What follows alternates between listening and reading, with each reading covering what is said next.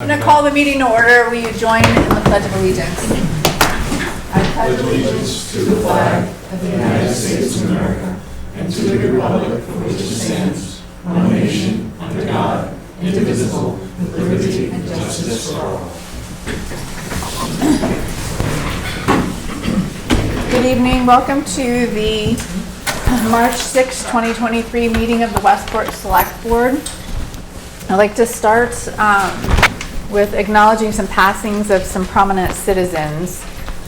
We have Richard Sweet Pea Hart of Westport passed away on Sunday, March 5th. He is a lifelong resident of Westport. He worked with Northeast Welding. He was a supporter of the Westport Shellfish Association and was assistant harbor master and wharfinger. I'm told he was I didn't know him personally, but I'm told he was a very good man and everybody knew Sweet Pea, I guess. Does anybody want to say anything about? So we send our condolences to the Hart family. My understanding is they had another loss of another of his brother actually in the same time period. So our sympathies to the Hart family. We also want to acknowledge the passing of Mary Wood McCarthy. She passed away in late February. She was very active at the Westport Congregational Church and the thrift shop, and she was involved with the Westport Women's Club. And a Girl Scout leader, and she was a poll worker here in town. So our condolences to the McCarthy family. Is there anyone else I should have mentioned that I missed? All right. Oh, I don't have her. We'll talk about her next time. I didn't hear that actually. About 500 obituaries too that posted. They just don't post in the paper. Well, this is I'm looking at Potter's site, so maybe it's not Potter. So we'll acknowledge her at a future. All right, so on the agenda, I'm not projecting the agenda today, but we do have copies of the agenda up front. The first item we had was a request from Matt Armendo to appoint Brandon Weingold as a transfer station attendant 2 effective March 9, 2023. Jim, do you want to tell us about this? Yeah, they were meeting this afternoon, so they may not be done right now, but they did approve at least the Board of Health did, recommending the approval of the transfer station attendant Brandon Weingold. This would be an attendant 2 position. This would not be the Class B driver position. It would be one step down. They've been having trouble filling that position, so they decided to go with an attendant so that they can at least have 3 people on site. So I would recommend approval. I'll move it. Second. Is there any discussion? All in favor? Aye. That's unanimous. We have a request from George Stilges to be appointed to the Zoning Board of Appeals as an associate member. Is he here? Hello. Do you want to come?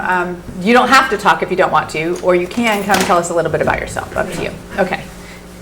Some people don't like to talk. I don't have a problem with that. You can sit down. You can sit down or stand at that mic. Stand is fine. Yeah, if you're going to stand there, you need to go to that mic because then they can hear you better. Okay. So I moved to Westport in 2018, but I've been married to Janice. Her maiden name was Janice Tripp. She grew up on a dairy farm on Horse Neck Road for 48 years. And when I retired, she asked me to move back to her hometown. So we have a house on Hicksbridge. And I want to get involved. I'm a volunteer goalkeeper coach for the high school. Been doing that for 5 years. And work with Chris Parker. And we go to St. John's Church. I was in the Army for 20 years, enlisted in 1975, was given the opportunity to go to OCS, took that, retired as a major. My last active duty assignment, I was in charge of the ROTC department at Kansas State University. And then I was a teacher at a private boys' school for at-risk kids, and I did that for 22 years. And then I moved here. Great. So we have an opening for the associate board member position. I don't think we had any other interested candidates. Does anybody have any questions or comments? No, I'll move it. Second. So we have a motion and a second. Are there any discussion? All in favor? Aye. Welcome aboard. Thank you. Thank you. We have a request from Allison Bolton to accept her resignation from the Board of Registrars. Now, the Board of Registrars, she's held one of the Democrat positions. And you've notified the Republican and Democrat committees to nominate somebody for us, That's correct? correct. Okay. Ms. Bolton isn't here, is she? No. Move to accept and sign a letter of appreciation. Thanks. Is there any Service. discussion? Yep. All in favor? Aye. We have a request from Carrie Cunha to be appointed to the Personnel Board. She's not here, is she? We have a volunteer for the Personnel Board. I'm very excited about this. Scare her away. I'll move it before she changes her mind. Second. Is there any discussion? All in favor? Aye. Welcome aboard, Carrie. We have a request from Dharma Voyage. Is there anyone here for that? Okay. We have a request from Dharma Voyage for 4 Hicksbridge landing passes. Did you want it? You don't have to talk either if you don't want to. But do you want to? I'm happy to answer questions. Okay. So why don't you come sit down? Can you just give us your name? Or if you're going to talk, you have to talk in the mic, though. Hi, I'm Cindy Zembo, and I am one of the co-presidents of the board of directors for Dharma Voyage, the rowing and Tai Chi organization in town. So this is a pretty routine request. We've approved these passes in the past. It's an organization that does a lot of good work here in town. Is there anything different about this request than usual? So this is a pretty routine. Do you want to tell us a little bit more about your organization and what you're doing out there at Hicksbridge? Sure. So we have each summer, well, from May until about Thanksgiving, we have 4 wooden boats that are moored just a little bit south of Hicksbridge, and we have last season we had 92 members who, most adult members who row 6 days a week recreationally. We also have a racing group that races at recreational races throughout New England, and we did very well this season. And probably most importantly, and well, that's a huge advantage to the people who participate. But there's also 3 different youth aspects to our programming, and one is that we partner with the high school, and there is a program that's part of the curriculum, and students build the boats that we row in through the high school. And then there's also youth coastal rowing that Ben Booth, who is our founder, does over at the Lloyd Center. So that's sort of apart from what happens right here in the river at Hicksbridge. And then Dana Stewart has partnered with us, the recreation department, and there's a youth rowing program in the summer. We just finished the 2nd year, and we're looking into the 3rd year of having most of the youth rowers are 12 to 15 years of age, and it's a 3 to 4 week program, several mornings a week during the summer where they learn to row as well. And then there's Tai Chi, but that is not the parking pass aspect. So a lot of your members are residents of Westport and have their own landing passes. Many do. But we do have some folks from South Dartmouth. We've got 3 ladies from the Boston area that love Westport and come down. So we do need some parking passes, and we also get parking passes from the Mason Lodge up the hill, so that they're not all in the Hicksbridge parking lot. Anybody have any questions or comments? Just, I'm going to move it, but just a quick comment. I've seen a lot of negative stuff online about this. It's just ridiculous. People, as my mother had a saying, they'd complain if you hung them with a new rope. It's just, this is a wonderful thing for our town. It's a wonderful opportunity, and I have no problem at all giving out 4 passes that are going to be used, a dozen times maybe this year, maybe more. They get used regularly, but we do try to, we double up. Even the people from town, we'll park one car behind the other, so we're not blocking access for people with boats. Well, I think you typically do off hours too, not during. It's early in the busy- morning, yeah. One of our busy times, we do race training on Thursday afternoon from 3 to 6. But again, we ask folks to double park because we're all in the same boat, leaving and going at the same And I've time. been using the Hicksbridge boat ramp most of my life, since I can pretty much remember, and never once have I ever driven in there with a boat and not had a parking space. And maybe this has happened to other people, but I've been here 50 55 years. And never once have, in all that time, have I gone into that parking lot and there weren't spaces available to park my truck and my boat. So you you- know. So you're moving approval of the passes? I did move it already. Second. Yep. Is there any further discussion? I just wanted to add, we're happy to pay the $20 per pass fee to, I believe in past years, they've been granted to us. We're happy to support the work at the landing, so. Any discussion? All in favor? Aye. That's unanimous. Thank you. Thank you. We have a request from George Ripley, the library director, who I ran into at the library the other day. We don't talk about that now. Strange. Using the library is considered private. So we have a request from George Ripley, the library director. You have a couple here, so you want to tell us what you got going on there? Well, we have a series, it's a cascading flow of staffing changes. If you remember from the last meeting, you accepted the resignation of our assistant director and children's librarian after a long tenure with us. We're very thankful for Linda Guna. She's amazing. We're still having people calling the library looking for her, asking for book recommendations, and they're heartbroken and crestfallen to find out that she's retired. But we'll try to live up to her as best we can. So the first item before you is a request to promote our senior principal clerk, Bonnie Strebel, to the position of assistant director and children's librarian. Bonnie's been with the library starting in 2007 as a part-time substitute, and then she was promoted to principal clerk in 2014. So she's been with the library for, can't do that in my head, 16 years? Going on 16 years totally. And she is currently enrolled in a library school pursuing her master's degree. So we're very excited to be able to keep her in town and also give her the opportunity to advance into this professional position. Jim, do you have a recommendation? We recommend approval. Do we want to do this all together or one at a time? Does anybody care? Let's do. Okay, so I'll entertain a motion to promote Bonnie Strobel to principal clerk. So moved. Second. Any discussion? From principal clerk to assistant Sorry, director. from principal clerk to the assistant Senior. director of children's library. Paula would have got it right. That's okay, just making sure. Technically, I was still sworn in as the Westport Library, so. we'll make Okay. sure. All right, all in favor? Aye, that's unanimous. All right, and then you have another one. Yep, So so now the this- principal clerk, this position is vacant. correct. So we have two principal clerks at the library.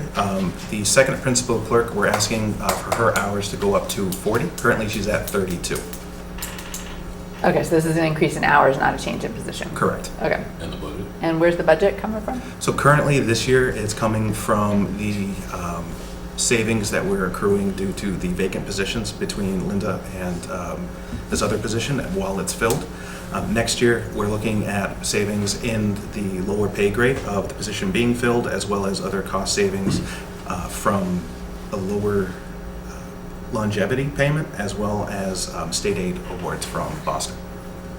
Jim, do you have a recommendation on that one? I recommend approval. Any questions? I'll move it. Second. Any discussion? All in favor? Aye. Aye, that's unanimous. And then we now have, so now we have a vacancy on the principal clerk position, so we need to post this one. Is this the union position? This is a union position. All right, so do we need to post internally first? Yes. Okay. Any questions about that?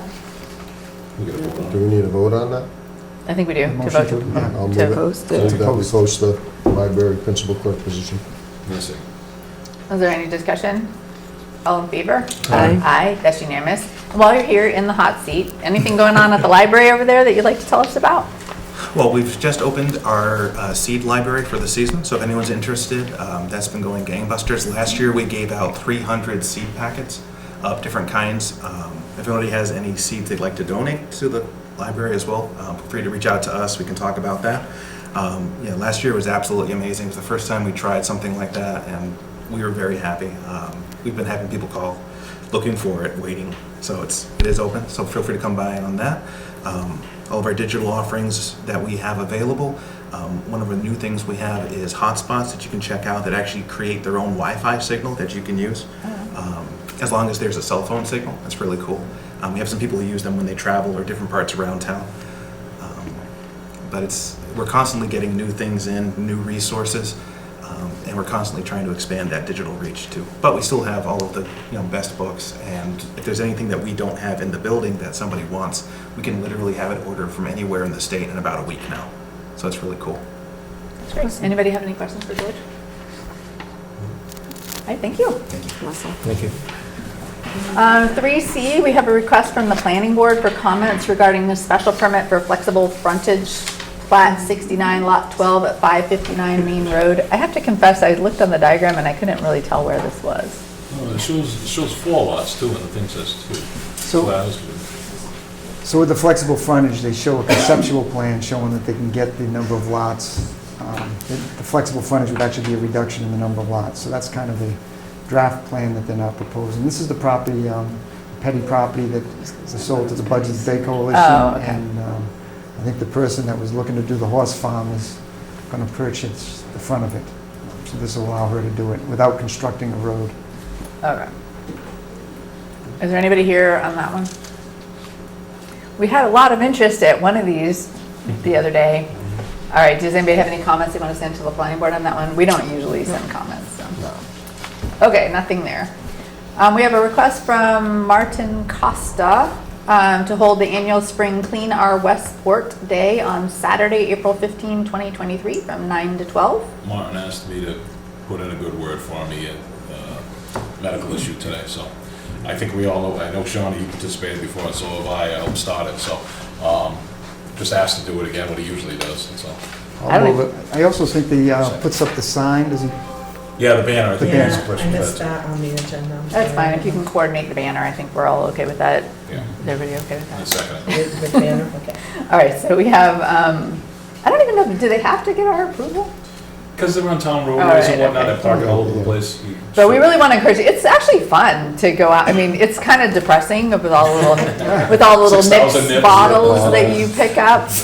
Please don't trash the roadways of Westport, but this is a great group of volunteers that they're outdoing themselves A lot of every year. communities in Massachusetts have actually outlawed the sale of nips Yeah, because of that. it's For that very ridiculous how reason. many you find out there. I don't think he said that they. All right, so we had a motion and a second to approve did we have a motion and a second? Yes. Yeah, I seconded Alright. Brian, All in favor? Aye. Aye, that's unanimous. and that's April 15th, April 15th, yep. 9 to noon. We had a request to review the capital improvement planning committee report. I know there's some people here that want to talk about the ZBA. Is there anybody, I'm trying to figure out when to take this out of order. Should we talk about the capital improvement planning or should we talk to, let's do that. All right, sorry, 3E. So the capital improvement planning committee report. Jim, is this you or Dick? Either or. He put it on the agenda. Dick, what I should put you it on the like? agenda. Would you like Jim to talk about it or you want to talk about it? Yeah, well, he should pick up, because I talked about this at the last meeting and in my remarks later on, and this is a complete recap. And Jim developed this schematic, so he should take us through it if there's anything there that we should be aware of. And so again, this was discussed at the last meeting. The bylaws just request that we submit a report to the Board of Selectmen as well as the Finance Committee. So this is kind of repetitive of what was submitted last week or the last meeting. We have $761,000 capital improvement projects, some Springboard Cloud software for the town accountant and treasurer's office, some minor patching around the town hall here, just $20,000 worth. So there's just a few areas that are dangerous that need to be repaired. Fire department heating system up at the North End Station, town hall pickup truck, which we're in desperate need of. The Westport Elementary School parking lot, this is probably the one area that's left in that whole complex that hasn't been repaved. Mini excavator for the highway department, this would be a rubber tracked excavator that allow them to go on the roads as well as do mowing on the sides of the road as well. The Westport Elementary School clock pager, this would go into all the different classrooms, allow them to page through the office as well as update the clocks. They can't get parts for the existing units that they have now, and then there was one police cruiser for $60,000. That was requested to come from the free cash.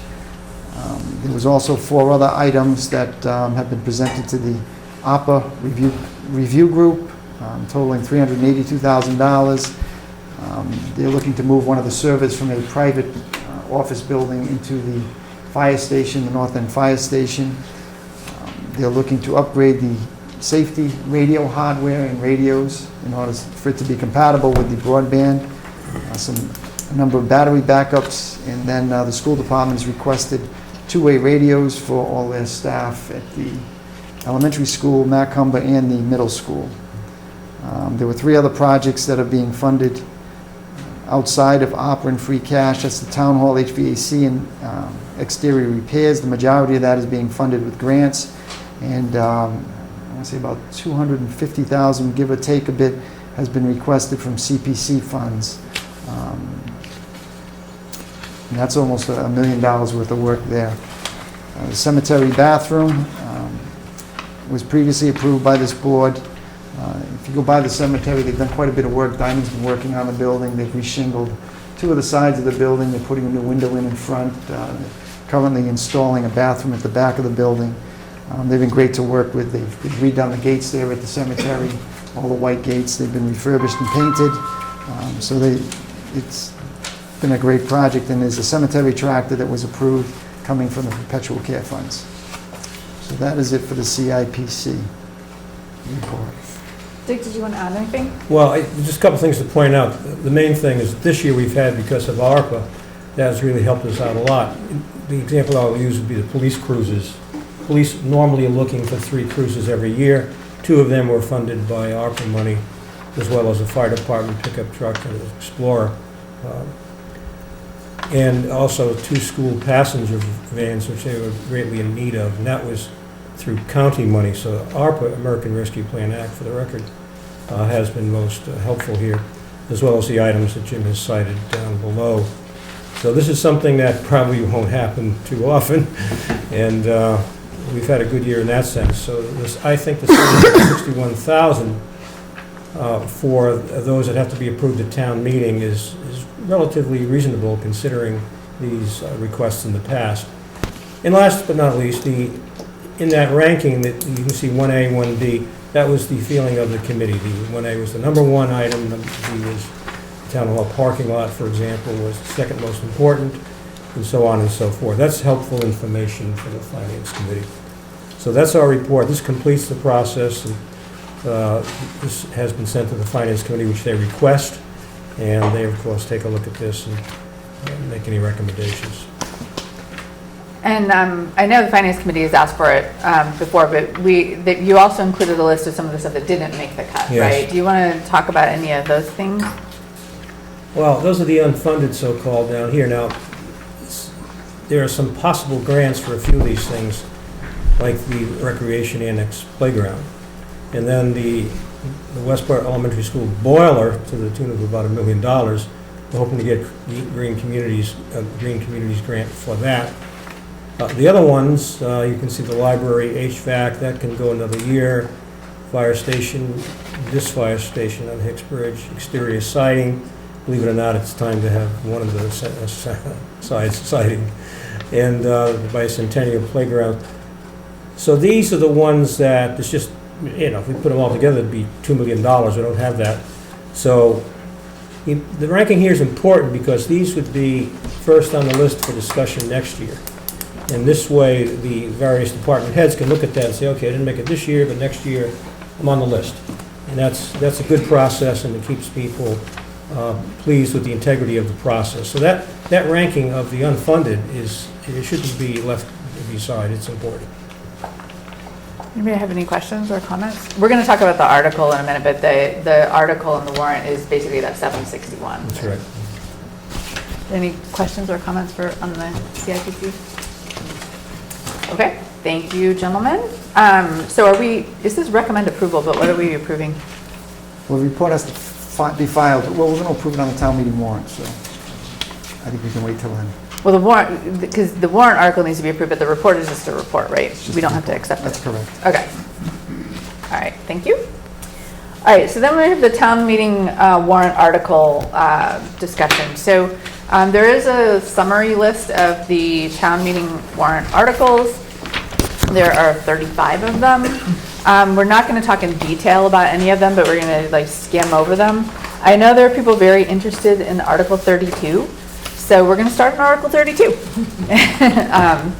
So Article 32 is the amendments. We've talked about this at several meetings. God, I'm bleeding.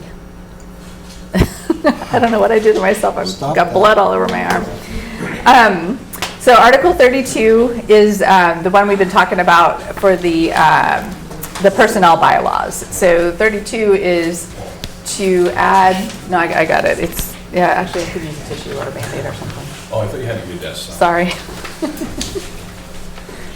I don't know what I did to myself.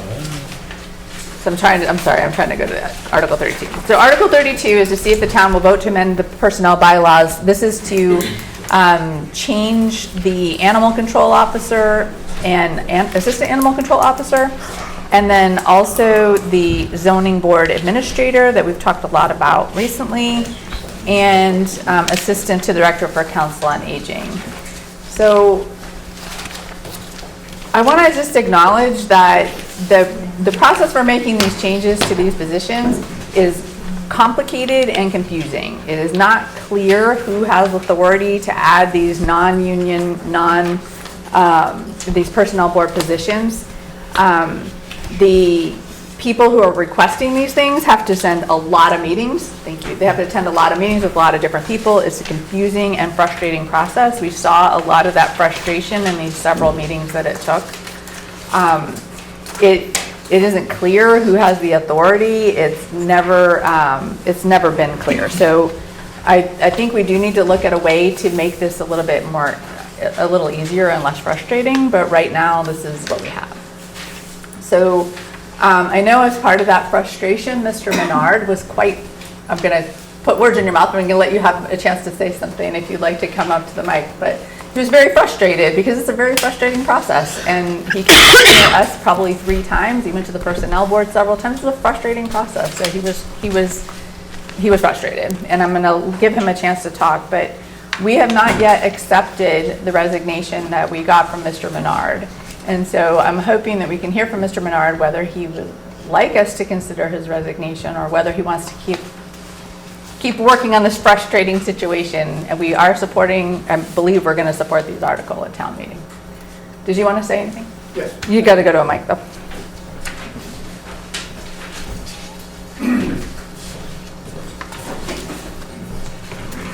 Welcome. Roger Menard, I guess zoning board chairman at the moment. I just want to clarify why I tendered my resignation at a previous select board meeting. My resignation was a matter of principle and had nothing to do with the select board initially refusing the personnel board's decision regarding the zoning board of appeals clerk position reclassification. Rather, my resignation was out of frustration, like you just said, and a lack of respecting the authority and commitment of the personnel board. As a member of the zoning board, I take my duties and responsibilities very seriously. If you've ever watched the zoning board meetings, we try to do it in a very professional manner. Further, through all my dealing with the personnel board, it's clear to me that they take their duties and responsibilities just as serious. In November of last year, I addressed the select board requesting that the position of principal clerk be reclassified, since that the person in that position is required to do substantially more than a clerk. And when I came in front of you, you all agreed that in fact was the case. At that time, the select board laid out a process for reclassification. And like you said, it's a process. That included going back to the zoning board of appeal, coming up with a reclassification, voting on it, bringing that to the select board for you to look at. You then assigned it to the personnel board for their consideration. I followed that process. In fact, I met with the personnel board on 2 separate occasions. I found the personnel board to be very conscientious. They asked a lot of good questions. They actually sent me back to the zoning board to do a detailed job description in the format of the town, so that rather than just an overview, it would be an actual job description, formatted in the town. They asked a lot of good questions. They weighed all aspects of the new position and the new salary. After review of the detailed of the description, personnel board unanimously agreed that the position far exceeds what would be expected of a principal clerk, and voted unanimously to approve reclassification and set the salary at $27 an hour. The chair of the Personnel Board said that the new salary would be effective immediately, and that she would go to the treasurer's office the next day to ensure that all hours starting on January 25th would be at the new rate. So I thought at that point, this is a done deal. The town made a commitment, and I expected that that was what was going to happen. About a week later, I found out that reclassification was on the agenda again for the Select Board. It really was unclear to me why this matter was going back to the Select Board, since that wasn't in the process you had outlined originally. I just don't want to miss any points. That's the reason why I'm reading it. Nonetheless, Cindy Brown, the chair of the Personnel Board, and I attended the meeting. By the way, I was never actually notified. Even though my name was on the agenda for that meeting, I was never notified. I found out about it, and Cindy and I both attended. At that meeting, there was a lot of discussion regarding pay comparability, for which I felt that the chair of the Personnel Board was caught off guard, suggesting to me that this wasn't necessarily a typical process. In fact, if you remember that meeting, the Select Board, I think you were unsure of who had responsibility for what, and you asked Jim, who was responsible. During that meeting, you requested the Personnel Board to rethink their initial analysis of the position. I took that essentially as the town reneging on a commitment that had been made. Matter of fact, I have it on my computer, but it would be the time when my computer decided not to turn on. Anyway, the Personnel Board made it very clear that they were committing the town to a new position and a new salary. Looking at the bylaws, and I know Jim will probably argue against, that was within their rights. I'll get into that in a section. The Personnel Board has the authority to approve reclassification in paragraph 1A1 and salary for part-time non-union employees, paragraph 1A2. Personnel bylaws require that personnel doing similar job should be compensated similarly. Now, there was another thing you talked about in that meeting that we had a few weeks ago, is you talked about comparing salaries of different personnel. You can't do that. It's compensation that is what's in the bylaws. Someone who has part-time, no benefits, you can't compare them with the salary of a full-time person with benefits. The only way you can do that is you have to then look at what that compensation is. We all know how expensive healthcare is. You look at the town budget. Healthcare is a very expensive item. Holiday time, sick time, that all is part of their compensation. So I think we've stipulated it's a very frustrating process, Right. and I know you had to come to a lot of meetings, but Right. I want to give you a chance to wrap up. As a final note, during this process, it was obvious to me that the procedures for job reclassification is at best inconsistent and needs to be addressed by the Personnel Board.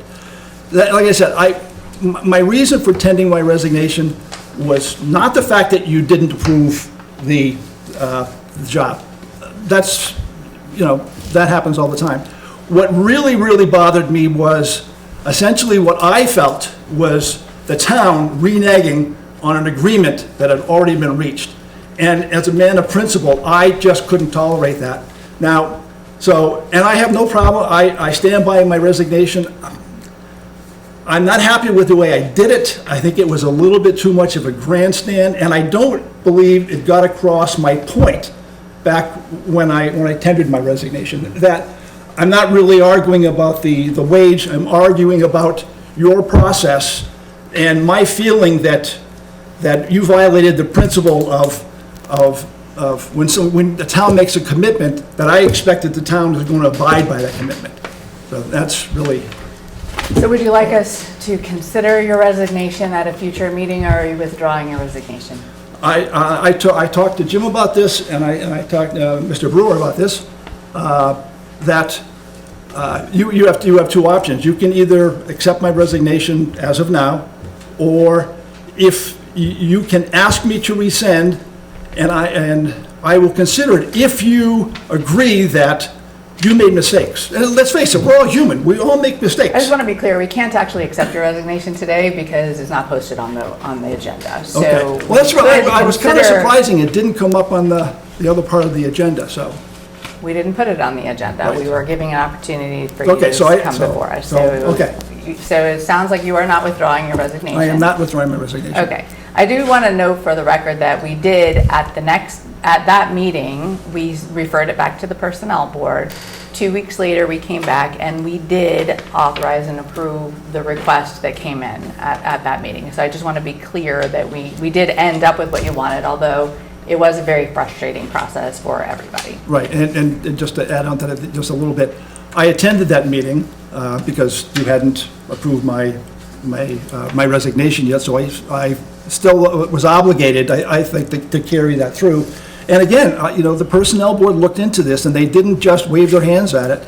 They went through the reclassification and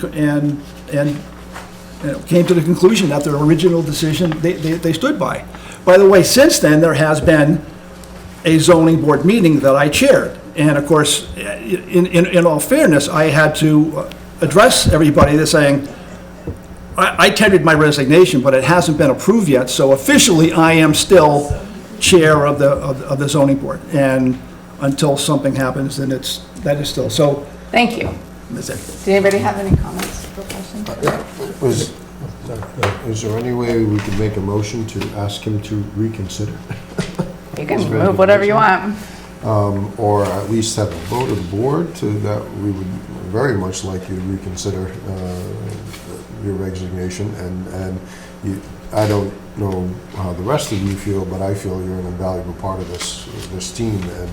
And although I will not be here in a few weeks from now, it doesn't mean I'm going to completely step away from the town and not be a part of this. I think that your guidance at the zoning board has been priceless and really a great asset to this town, because you really do understand what needs to be fixed, and you're helping us to fix it.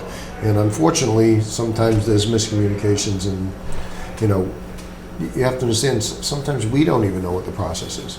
And we have to either talk to legal or Jim or somebody who has a more familiarity with it before we can even know it. And because, like you've seen, our bylaws were, it's a mishmash of Band-Aids and upon Band-Aids, pieces of string and vice grips and holding things together. And, I personally, I don't know, I can't speak for anyone else, but I personally think that under your leadership, we've done more to resolve a lot of those conflicts and those issues. And also when Jim was on the planning board, a lot of those things came to light because the two of you have brought those to us, and we've been able to do something about it. And so I would ask that you reconsider and try to go forward if you can. And I don't know if the rest of the board feels the same, but I certainly do. Yeah.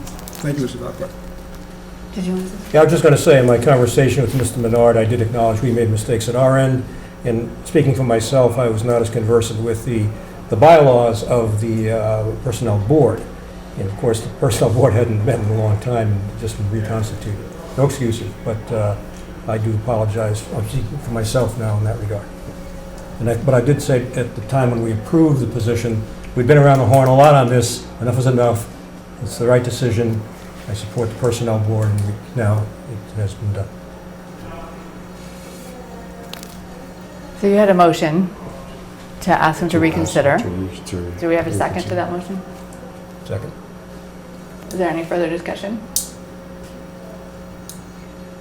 I want to just add that I think you've done a great job on the ZBA. I think that the ZBA is a thankless job. It's complicated, it's confusing, it puts the town at great risk. It is a very important position. I frequently tell people that the ZBA is probably the most powerful board there is, because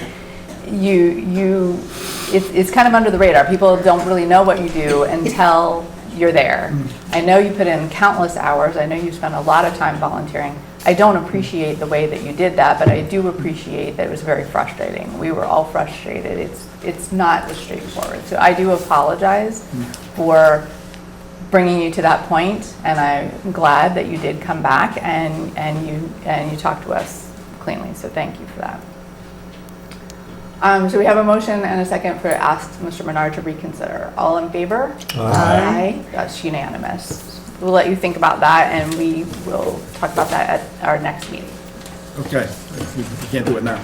Do you want to do it now? Do it now? Do you have an answer now? Yes, yes. I accept your apology, and I rescind my, do I have to write it down, or you just? No. I rescind my resignation, and hopefully we can continue on as chair of the zoning board. And you will be seeing me in a couple of months because my term is up in a few months. Okay, thank you very much. Thank you. Thank you. All right, so what I want to do for the warrant is I just want to go through them at a very high level, kind of like Steve Forbes does, where we kind of just briefly talk about it and put a hold on anything you really want to talk about. The budget I want to talk about in future discussion items, so let's just go through the warrant and see if there's anything missing, see if there's anything that we think should be subtracted. We do want to close the warrant tonight so that we won't have any additional items to put on there. So Article 1 is just the prior year bills. I think Jim is still getting that together, but it's small typical prior year bills. Again, stop me if you want to talk about any of these in detail. Article 2 is transfer from available funds. This is to move the money around. It's a pretty standard article. Article 3 is transfer money from articles previously approved by town meeting. Again, it's pretty standard. Article 4 is to set the salaries of the town officials. Can you just pause on that one? Can you just tell us how those numbers were calculated? Yeah, those are the elected officials, just a 2% increase on each one of those. Okay. So, Article 5 is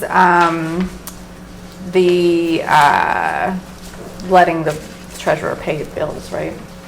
The omnibus budget, oh no, Article 5 is the budget article. Budget. Sorry, Article 5 is the budget article, so we'll talk about that one in a minute. Sorry. Article 6 is the appropriation contingent upon the Prop 2.5 override, so we'll talk about that one in a bit. Article 7 is the capital expenditures that we just talked about. Article 8 is the borrowing. Article 9 is appropriating money for the reval. This is listed on the free cash sheet that Jim sent out, $40,000 for the reval. Article 10. So Article 10 and 11 are the ones related to the exemption limits for senior citizens, right? So this is increasing the amount of minimum ones. income to qualify, right? yes, so if you make a little bit more, you can still qualify. So It's relatively minor change, but it is a change. Right, so 10 and 11 are making it easier for people to qualify, not harder for people to qualify for assistance. You have to go to a mic though. Doesn't it also increase the amount of the exemption? So I think Yes, it's in the same one.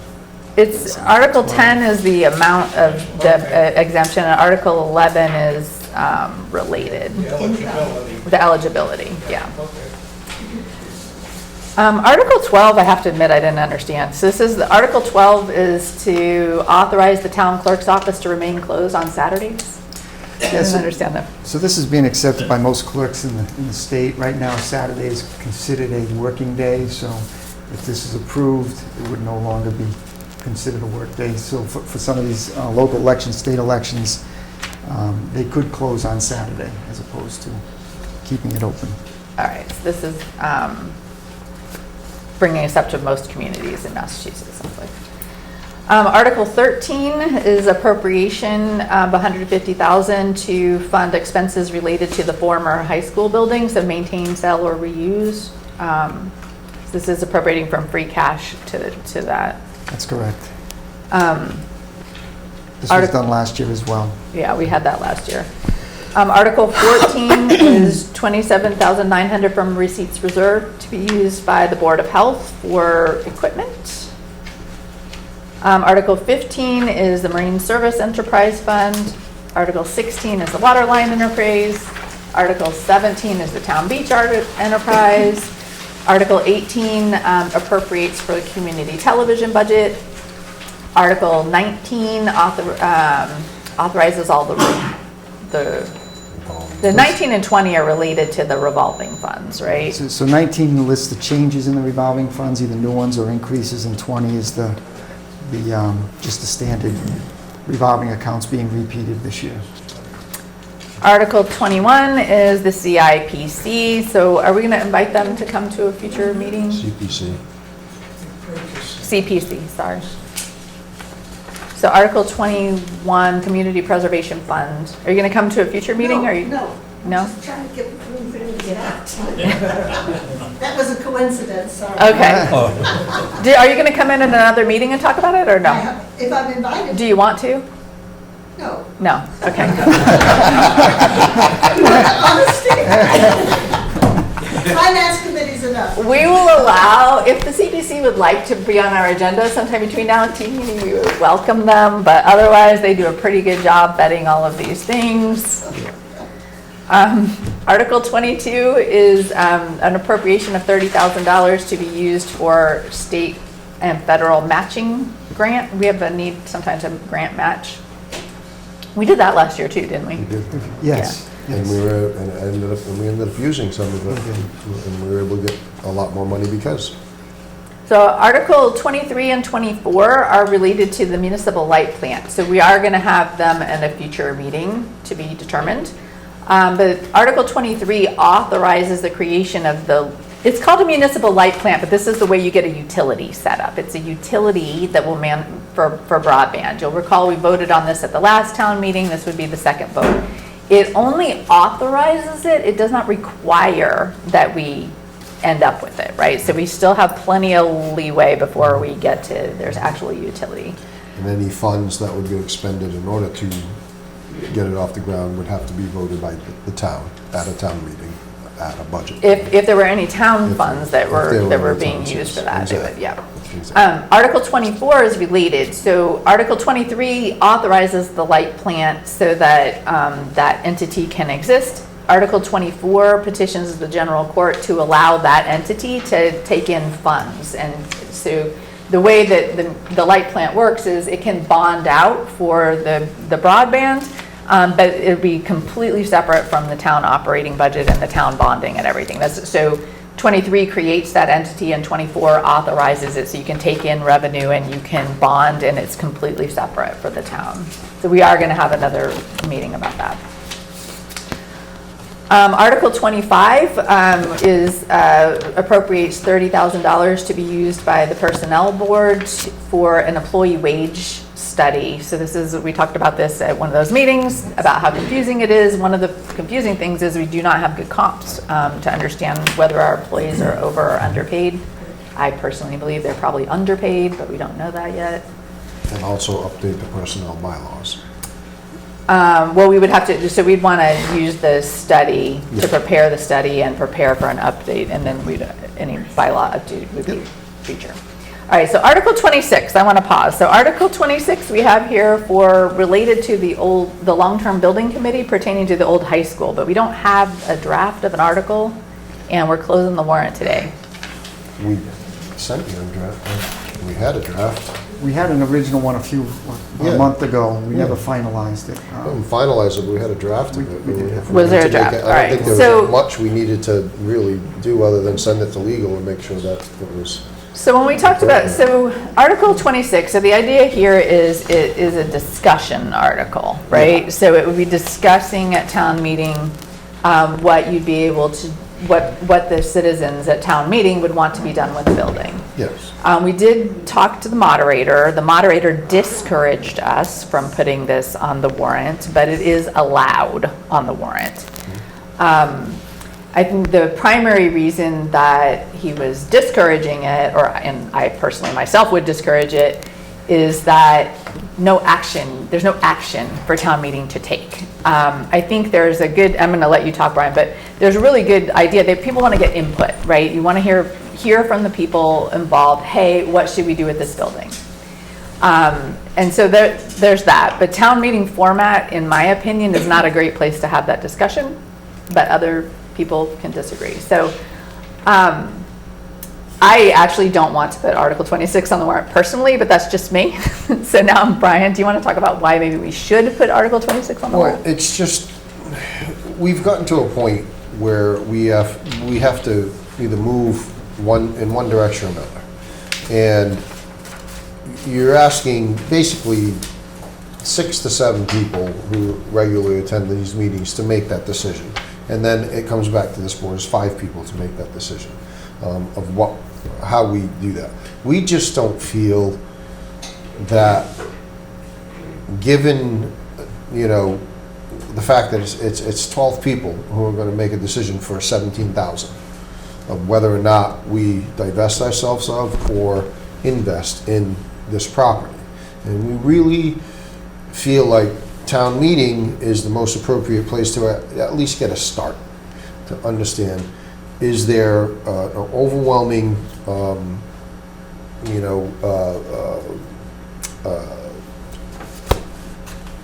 desire to save the building and the property, or is there not? Is it just let it go?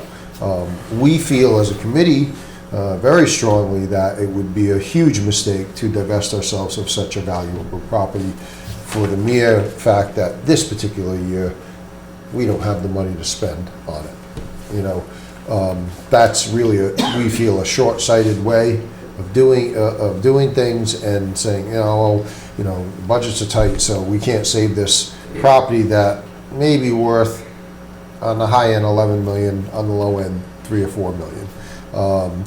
And it would be difficult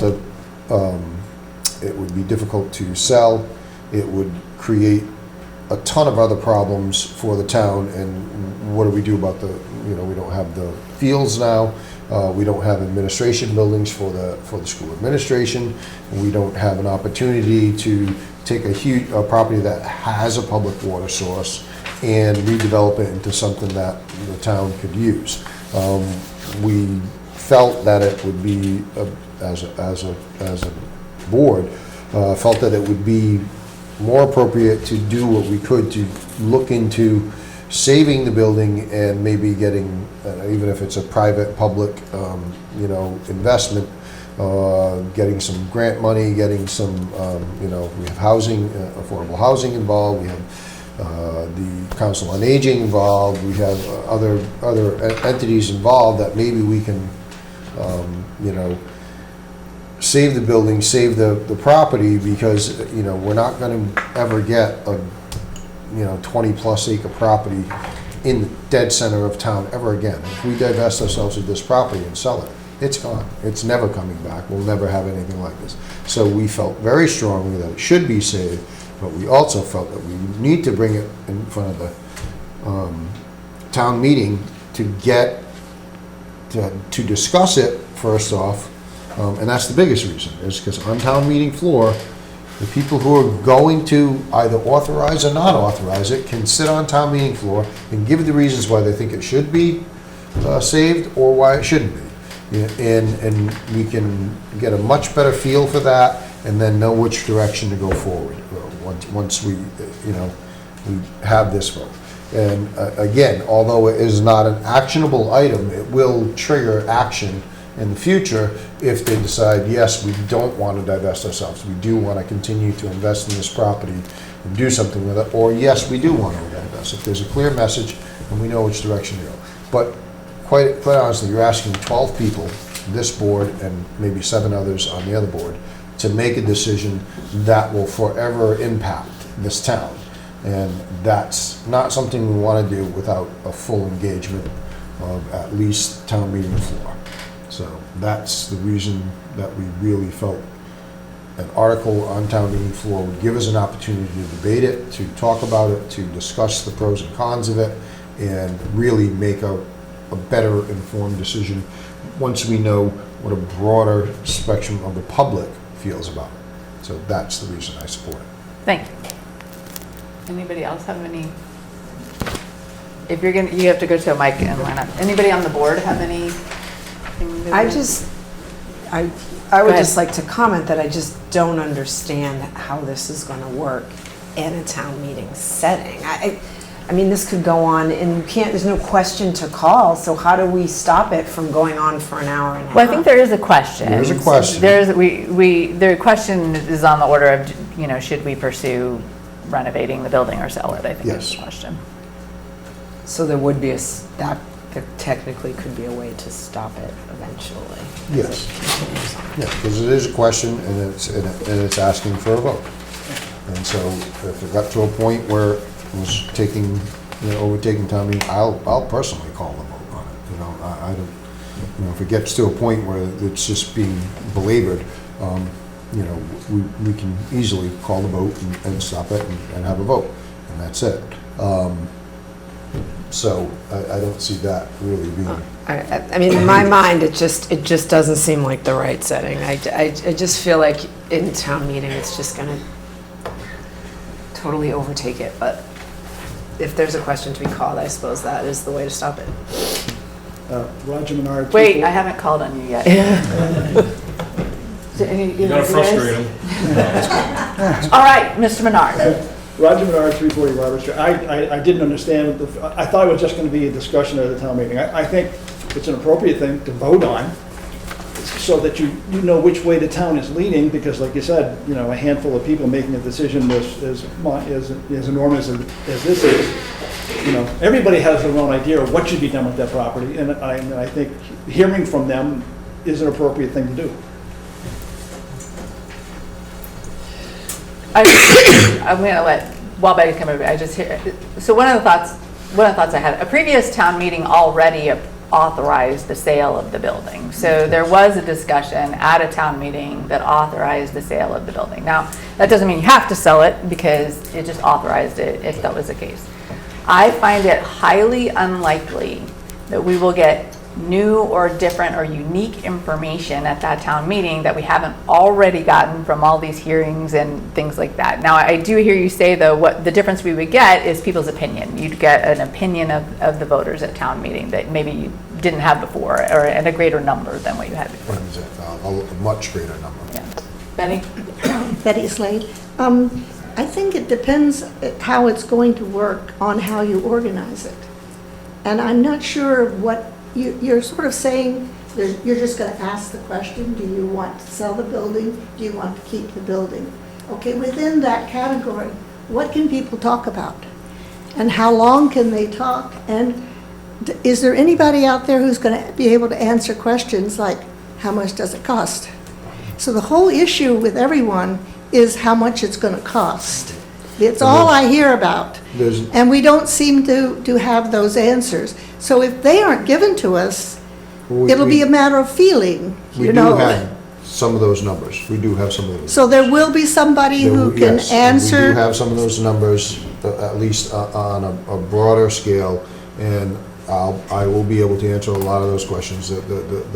For what we had initially proposed and what the consultants came back with, what we initially proposed is to relocate, you know, all the town offices there, including Council on Aging, and then there would be a significant amount of space that we could also either utilize for educational or renting out to private entities. And the cost for refitting that building will be somewhere in the neighborhood of $30 million. That will be in a handout. We are going to give a handout at town meeting so people can see what we've done. It lays out what we've done, the different numbers that we have, the different scenarios if we decide to renovate the existing town buildings, and what that would accomplish and how much that would, you know, approximately cost. And the numbers are significantly close. I mean, you're talking, if we renovated everything, if we sold that building and renovated everything here, it would be around $21 million to renovate all the buildings that we need to renovate, but then you still got to build athletic fields and find a place for the school administration to go. So it's not fully included in that. You know, that would cost certainly a lot more than $9 million. So there's a lot of things to consider, and there's a lot of things to discuss. Do we want to keep putting money into these buildings when they're not going to meet our needs, or do we then turn around and put needs into that, and money into that building, where we can get that building to meet our needs. Could I So- just interrupt? I shouldn't, should I? Go ahead. Anyway, the question is, there was the FYI, the information, and people responded.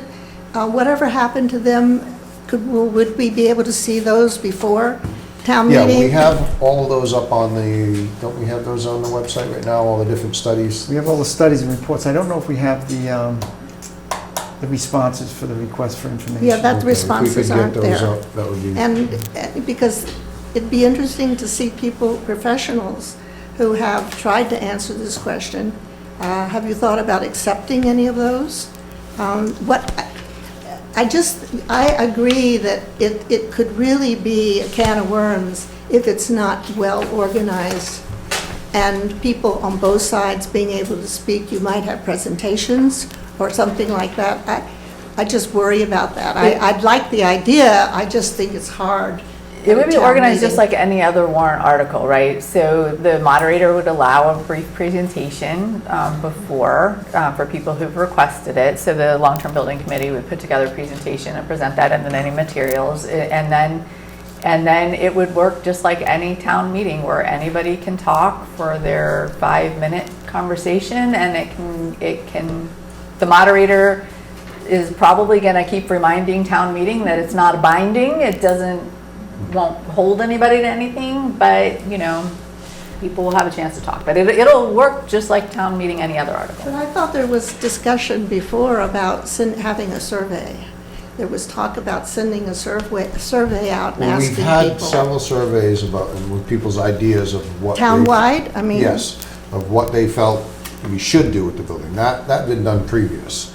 But there are many different opinions there. And, Yeah. to boil that down onto one thing or a couple of different things, it's been very difficult.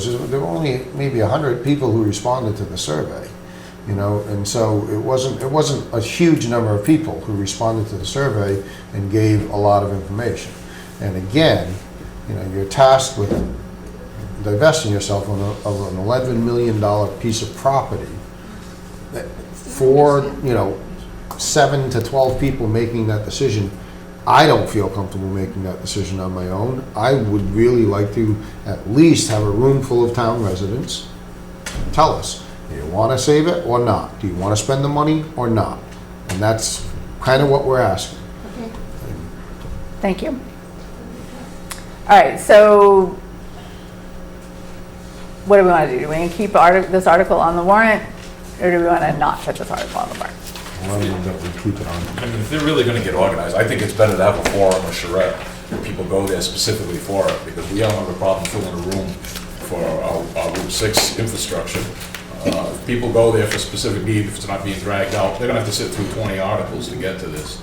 I personally like the forum or the charrette, and then you bring the decision to town meeting. Didn't we have a forum?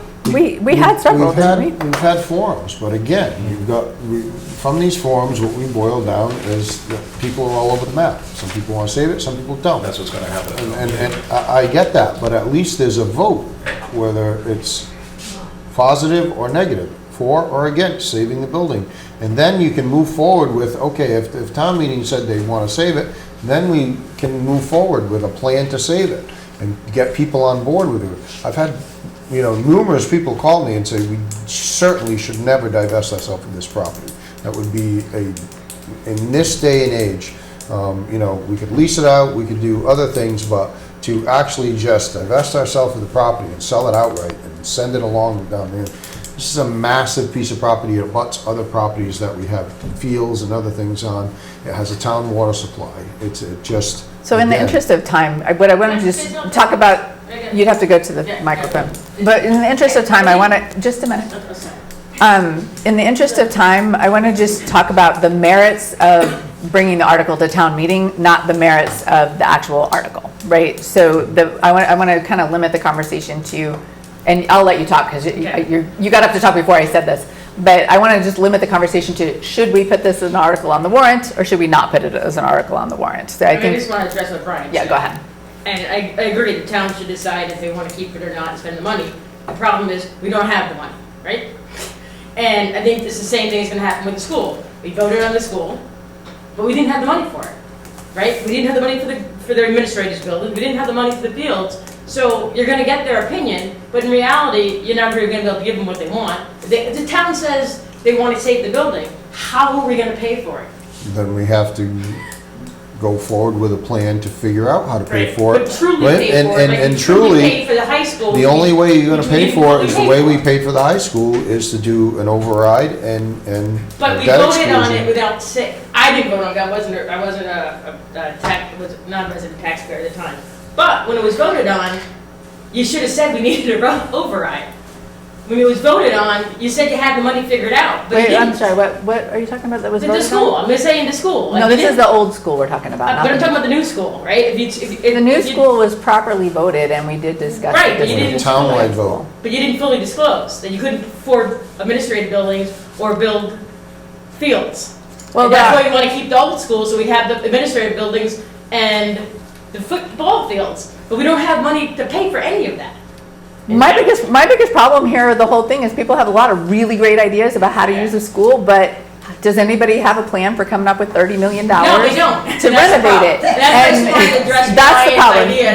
But I agree with you. We're gonna get an answer what the town wants, but we're never gonna be able to give the town. But I No, think, but we would I'm proceed to- gonna, but what I think that is helpful for the project is, nobody really wants to go after bonding for the $30 million until we know that the town wants us to pursue going after bonding for the $30 million. That's what I Assuming hope we sell this these question will buildings.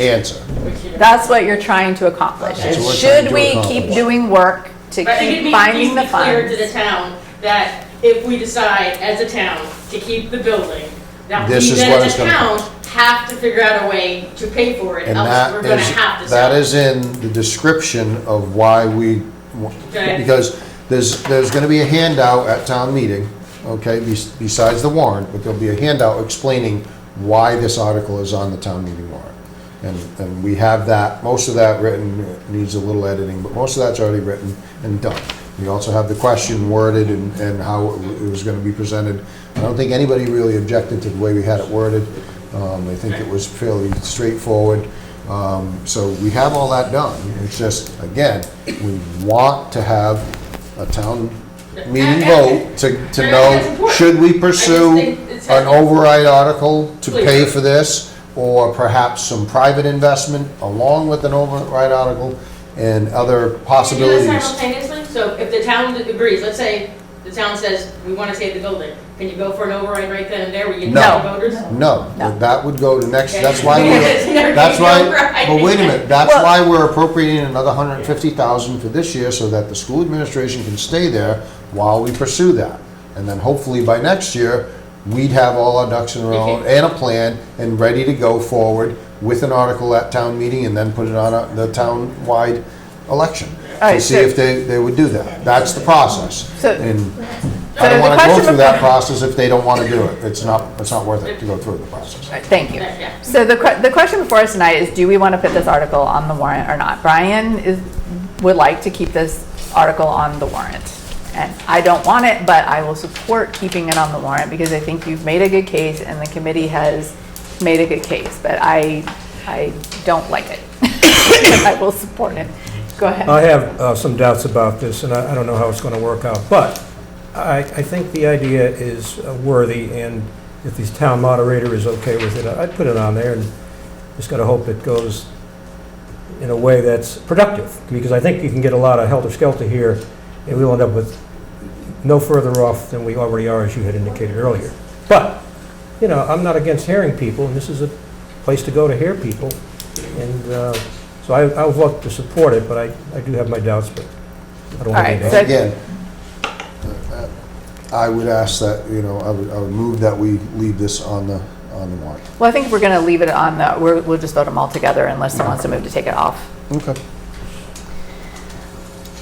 Okay, so then I think my next question, though, if we put it on there, is this the right place in the warrant for it to be? So this has been, all of our financial transactions, or most of the we still have stabilization at the end, but most of the routine matters, most of the authorizations, financial stuff has already happened. But where it's located now in the warrant is before all the bylaw stuff, so the zoning bylaws and the Board of Health has one for the regular bylaws. So does this feel like the right place in the warrant for this, or should we shift it to later in the warrant after the zoning bylaws? Well, if I may, I would leave it where it is, only because, and this is, I hope you don't take this wrong, because most people by that point, once the zoning articles come up, most people start going out, because it's only the people who, like us, who really care about these things that usually vote on them. Unless they're extremely controversial, and, then, so I would ask that we keep it where it is, just so that we have enough people in the room to get a good feel, to get a good understanding. Well, there's not 30 people left in the room when it's question 36, and nobody cares. My recollection of town meeting is that the zoning bylaws get quite a bit of attention, generally speaking, like a lot of time on some of those. Only if they're very controversial, or if somebody comes in with a stick in their craw, they wait a minute, you can't do this, and, All right, so is everybody okay with leaving it as Article 26? Okay. Thank you. So Article 27 is non-criminal disposition of violations. I gotta admit, I don't understand this one, but it's a small change on the bylaw there. I think it brings us up to current Mass General law, right? This is kind of like... You said it was pretty straightforward, to be honest with you. I don't know what the details are. Okay, so we'll find out more. I'll get that to you, yes. So 28 is zoning bylaws for definition. 29 is bylaws for flexible frontage for reduced density. Article 30 is related to accessory apartment. Article 30, accessory apartment, I know that one was controversial at least one town meeting. I don't know if this particular one is. Article 31 is solar energy systems. So those are the zoning bylaws. Is the planning board having forum or hearing or anything on this? They will be required to have a public hearing on these. They may have had it already, I'm not sure. Does anybody here know if they've had the public hearing yet for the planning board? I think they are, yeah. They might have already had it, okay. And then we have 32 is the one we talked about earlier for the ZBA and other personnel board decisions. Article 33. So Article 33 is in 2011 special town meeting article appropriated money that's no longer necessary for that purpose. So the proposal there is to shift that money to a capital stabilization for a future capital purchase. Article 34 is similar. It was a 2013 town meeting article for mold remediation at the police station. There was still some money left. We want to transfer that to capital stabilization. And then Article 35 is the normal transfer sum of money to the stabilization fund. When we go over the budget articles, we can talk about the amounts. There was in our packet, or later on the agenda actually, Jim had talked about a change to the Town bylaws. The town bylaws, and what was it related to? So the town bylaws have specific dates when the... Oh, right, the finance. Yeah. So the town bylaws have dates for the Board of Selectmen to give information to the Finance Committee. Right now it's like February 20. So we're proposing changing that to March 10. It's just further in the process because we don't usually have the governor's budget that early. So I think that one though would make sense to put it after the personnel bylaws and before the stabilization ones. Does that make sense? We can talk about that in greater detail, but changing the dates on the bylaws is the proposed article. But I think that goes with the personnel bylaws, so maybe that should be 33 and bump the other ones down.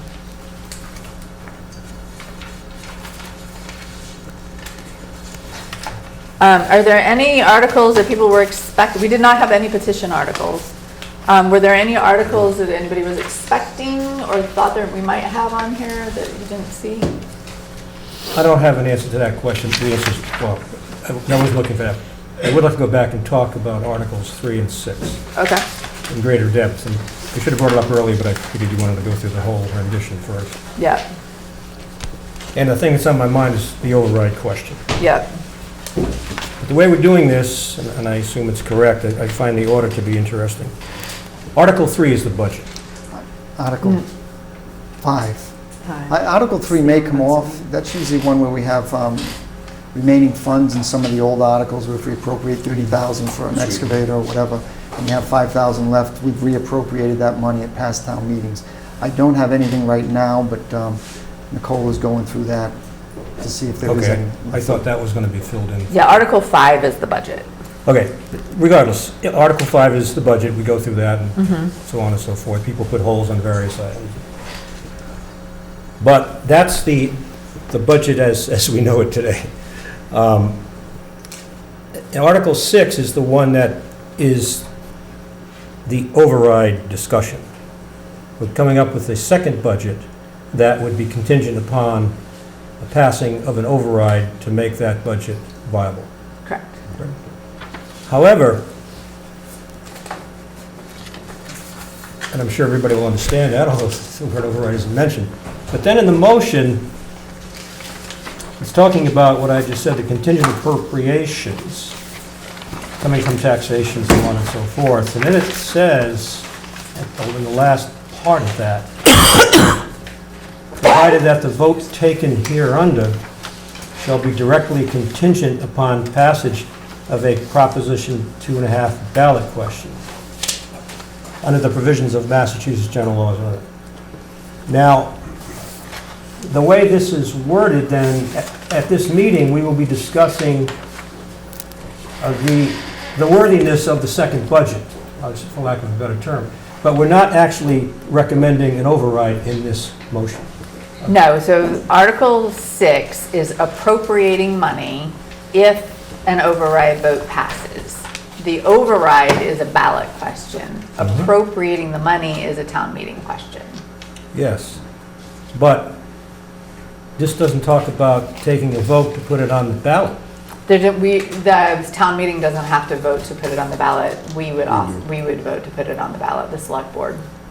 Well, I know that too, but is that the appropriate way to do this? Yes, it's like the only way to do it. That's actually the, Well, Town meeting doesn't authorize ballots, the select board authorizes ballots. yeah, but to put an override question on the ballot at a later date is a big question with a lot of ramifications. And having a discussion at the town meeting about that, about the override, would seem to be a good process for us to then determine if we're going to be pushing for an override. In other words, what I'm saying is we have to say to the town meeting people, we're behind an override, whatever the amount is, we've been talking about it, so on and so forth. And we're not going to say we'll put it on, we'll have another meeting, we'll put it on our agenda for a ballot question without any input from the town people. Don't we want to get a sense for whether or not we want to keep the old high school? Don't we want to get a sense for whether or not the townspeople will be supportive of an override? well, I think during the discussion, sorry. No, go ahead. I'm done. Go ahead. I think during the discussion on town meeting floor, when you can bring up all those points and kind of get a feel, I would say, and if they're going to support that budget and a positive vote to it, then at least we know, okay, we have support at town meeting, let's see if we can, and then it goes to a ballot either way. Again, town residents have to vote whether or not they want to increase the tax levy. That's it, that's the way it works. They have to vote it in a townwide election. We can talk about it here, we can discuss it, we can give the reasons why we need it here, we can do it on town meeting floor. Under this article, we can hear a lot of the concerns and a lot of the, pros and cons.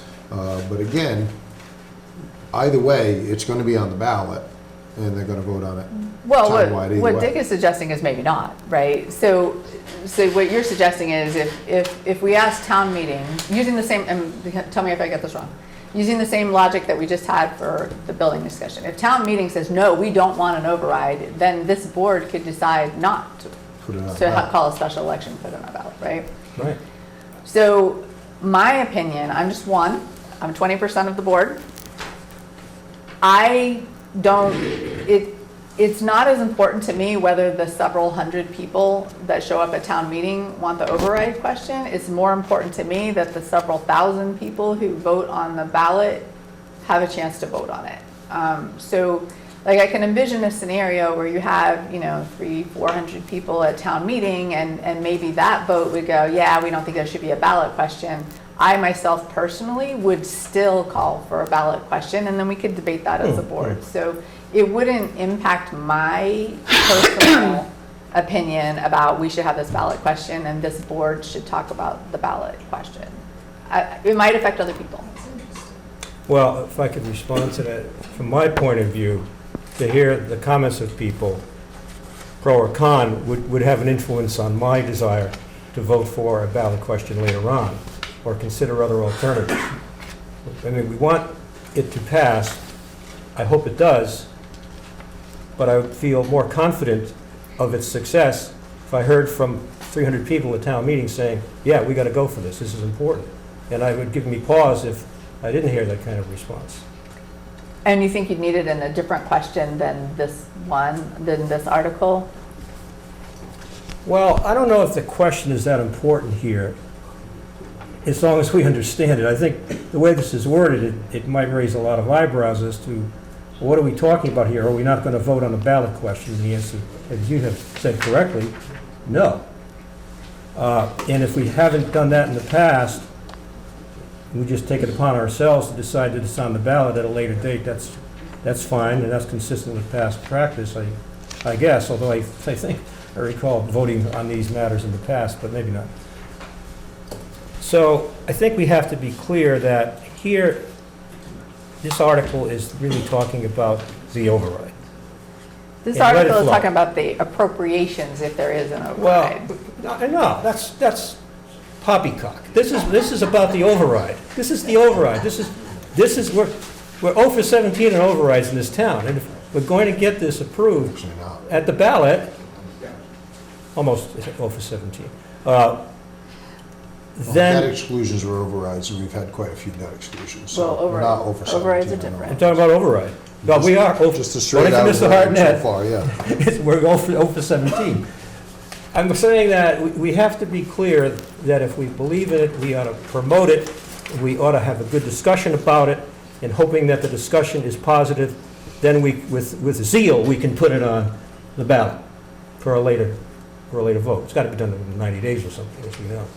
But I'm just reading this and I'm saying, where's the override? But remember, the part that's missing is there's going to be a table of, we haven't talked about it yet because it's later in the agenda, but this article doesn't just have that motion in it. It will also have the table of where the appropriations are going to go. It'll have the salary, it'll have the line items where the appropriations would go to, right? So it looks light on this, but it actually is going to talk about this Yeah, much to the that school, is this much to police, this much to fire. So that table isn't in this draft, but that would be part of the warrant. Yeah, and that should bring out, if I may respond, that should bring out the discussion that I seek.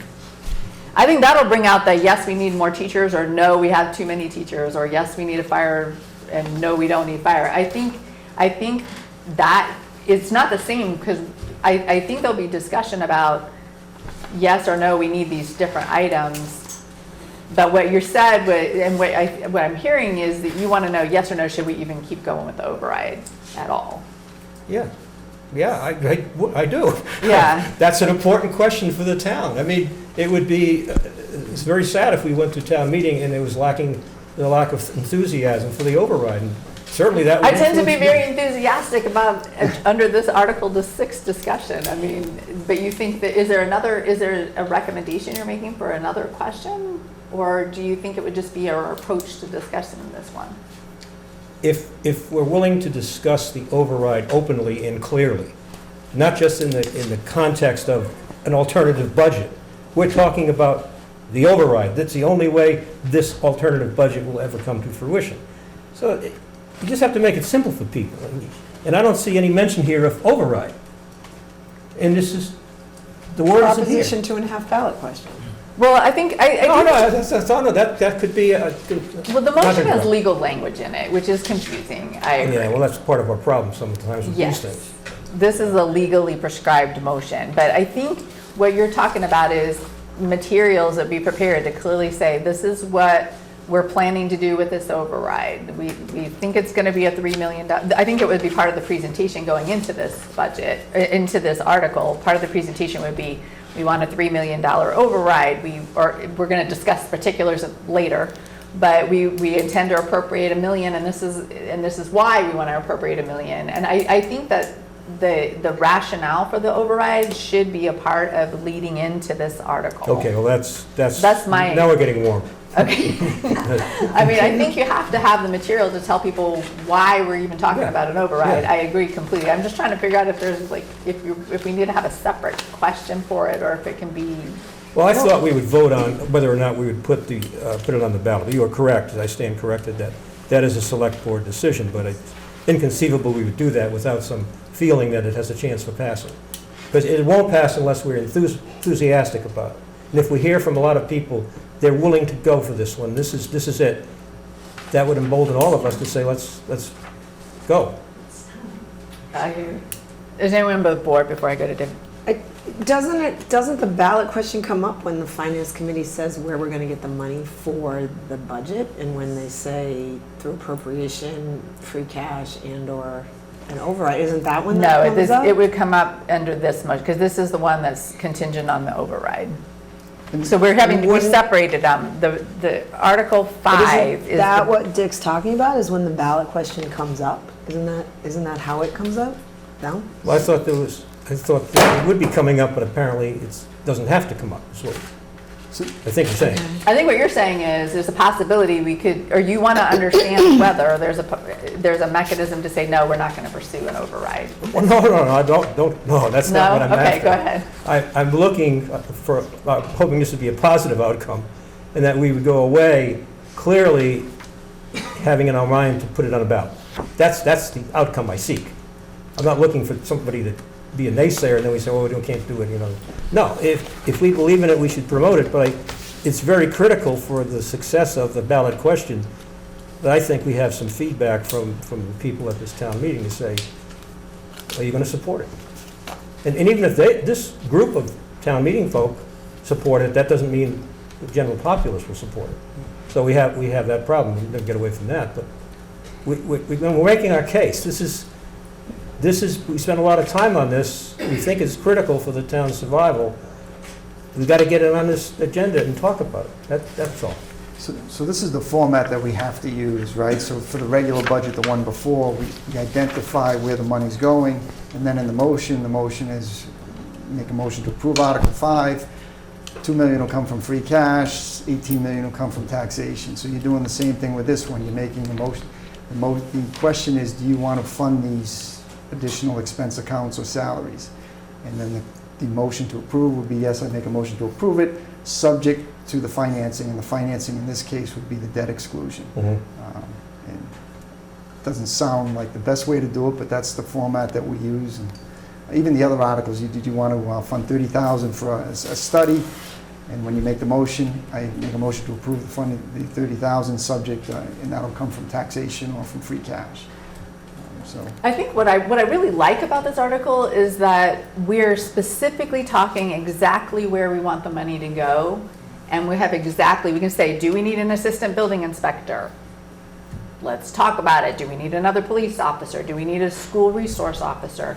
I think it's going to be really helpful for people to see specifically what we want to spend this money on. And I do think there needs to be a presentation. First of all, we need to have a meeting where we're talking about it in more detail than what we're going to talk about tonight, because we're just trying to figure out the logistics tonight.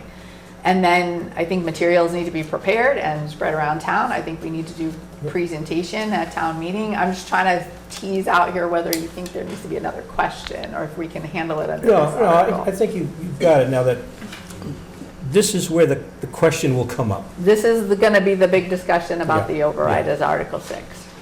Yeah. Thank you for your patience, Mr. Cole. All right, as long as I can sit down.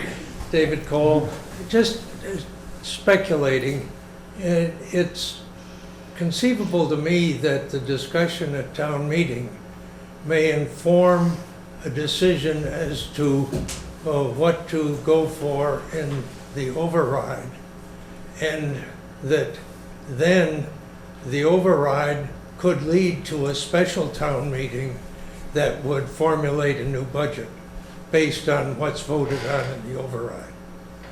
And at the ballot, I mean. So that we're going to have this motion or this article, we're going to talk about it, we're going to vote on it somehow, but there will be intimations from there about what people support and what they don't support. And so that may lead to some formulation of maybe a different number for the override, more or less, time phasing, what have you, and that then could lead to another special town meeting to consider a new budget. Thank you, that's a good point. All right, anything else? We're going to talk about the override specifically later in the agenda. Did you want to put another article on? No, Okay. this is, All right, did we miss any other articles or anything that someone was expecting on the warrant that they didn't see? All right, so I think I will entertain a motion to close the warrant. So moved. All in favor? Aye. And then do we need anything else? You're going to continue to work on future drafts? Yes. And we need, all right. Okay. So Mr. Brewer we're in discussion. So Mr. Brewer had requested that we talk about the diamond ballot question. Did you want to kick us off here? Sure. Well, this is an important question for the town, and of course, it's going to occur, the question is going to be resolved on April 11th. Oh, pass it. I thought I was signing something. And my motive is really to make sure that we're keeping up the effort to inform people about the importance of this diamond ballot question, which will be on April 11th. Something we're looking for there? Extra one. Jim passed something These out. two We are didn't have stuck enough. together. Sorry. Go ahead. It's not related to the. Oh, okay. Yeah, so I had a couple of questions, and I wanted to get the feeling of the select board as to how we want to go about this. The last one failed, so this has come up for the second time around, and we know how important this is. So I had the feeling we should do more, and I should do more, to make sure that we're letting people know why we need to have a yes vote on this question on April 11th. And I think it's the only question, the only ballot question. Right? It's the only question, yeah. I would be more optimistic this time because the last vote, and I brought the vote results with me, there were 7,000 votes passed for Diamond, 7,000 votes cast for Diamond in November at the general election, midterm elections. That's an unusual turnout. But it almost passed. It wasn't by much that the Diamond vote lost. And I know just everybody's heard a lot of different people weighing in on this as to why that didn't pass, because normally we do pass these things. For example, we passed the Bristol Aggie measure, which was much more modest a couple of years ago, and we have a history of passing such measures because we believe in vocational education. And certainly at the town meeting last year, we heard a strong message from the people at town meeting about the importance of vocational education in supporting Diamond. So a lot of people said, you know, we need to explain it better, and we just have to make it more simplified.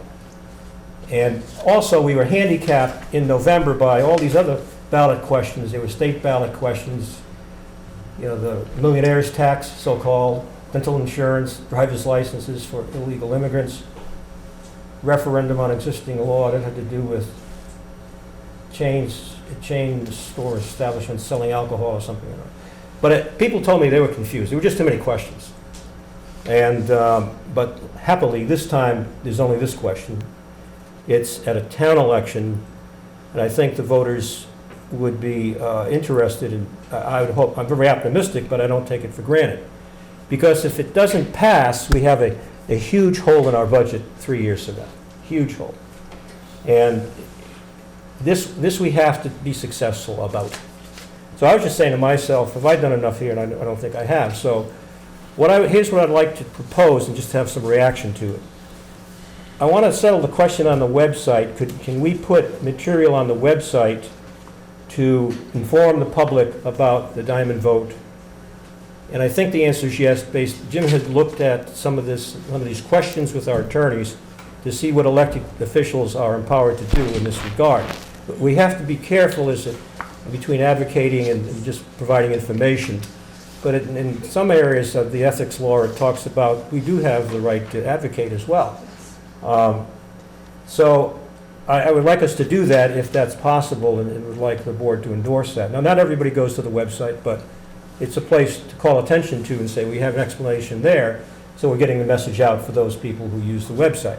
And I think there's enough of that. Letters to the editor. I'm intending to write my own letter to the editor in support of this. You had a video the last time, and that was worthwhile, I thought.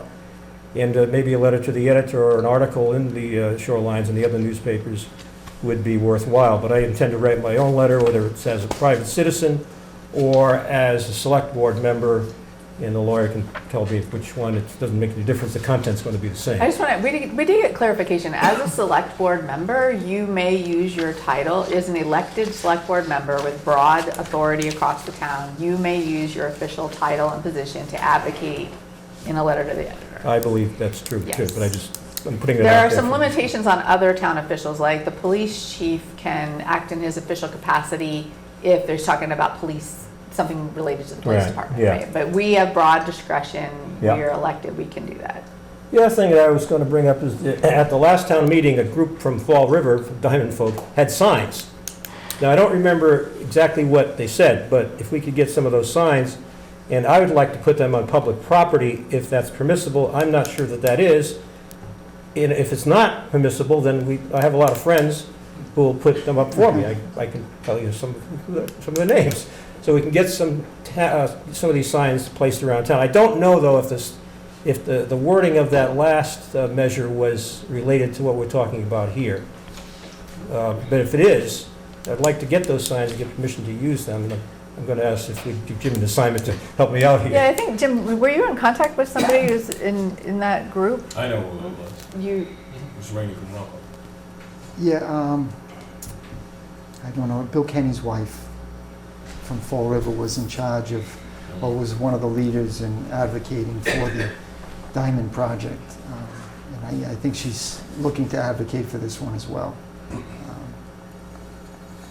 Oh, I'm looking to engage with her. so yeah, can you Get it see if you can get Dick that information? Yeah. Okay. Rainey from Rockwell. Oh, La Chapelle.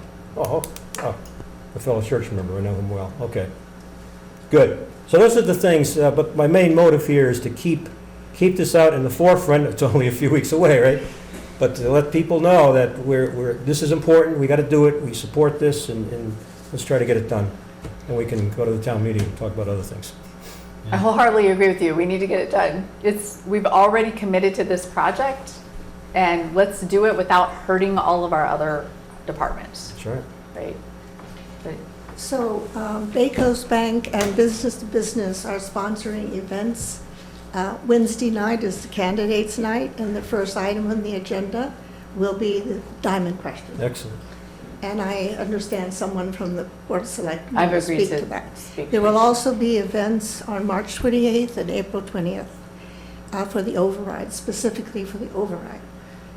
But you can bring up diamond because it's important. It's another $450,000 from the budget, so you can bring that up. Okay. So Good to know. those are good places. And there will be a private website which will be handling a lot of these issues, and we will announce that on Wednesday night. Thank you, Betty. That's very encouraging. Well, that's my story. I think we want to keep this in the forefront, and it sounds like it's going to be.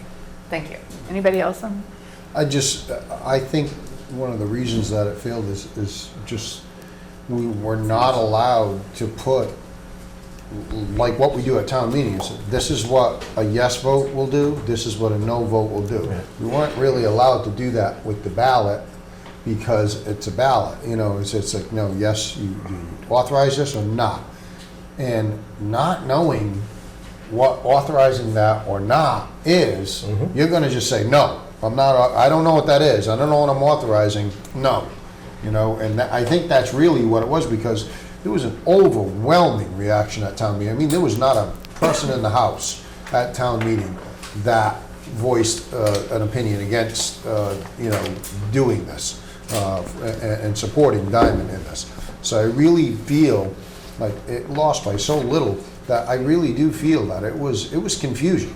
It was really, I'm not exactly sure what the issue is, so I think we need to be really clear in any of our communication that a yes vote means that we're not going to have to take $410,000 out of the budget every year and pay it to Diamond for the new building and come up with, cuts in order to appropriate that money.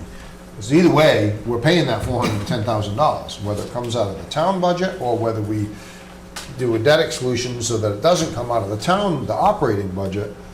A yes vote, it doesn't come out of the budget.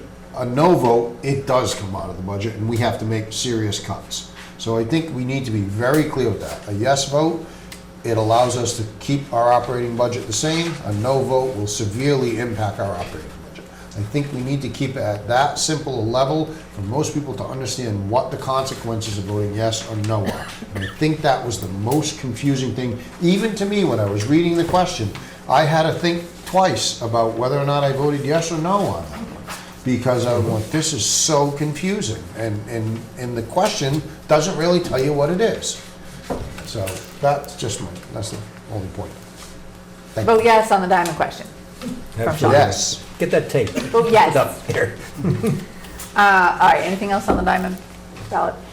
I know our order had the Prop 2.5 discussion first and then the budget update, but I think it would be more appropriate to talk about the base budget first and then talk about the override. So let's talk about the handout you just handed us is related to changes to the base budget. Yes. Just to be clear, we've already submitted our budget to the Finance Committee, so it's theirs now. But we did get new information after we submitted our budget about the cherry sheet.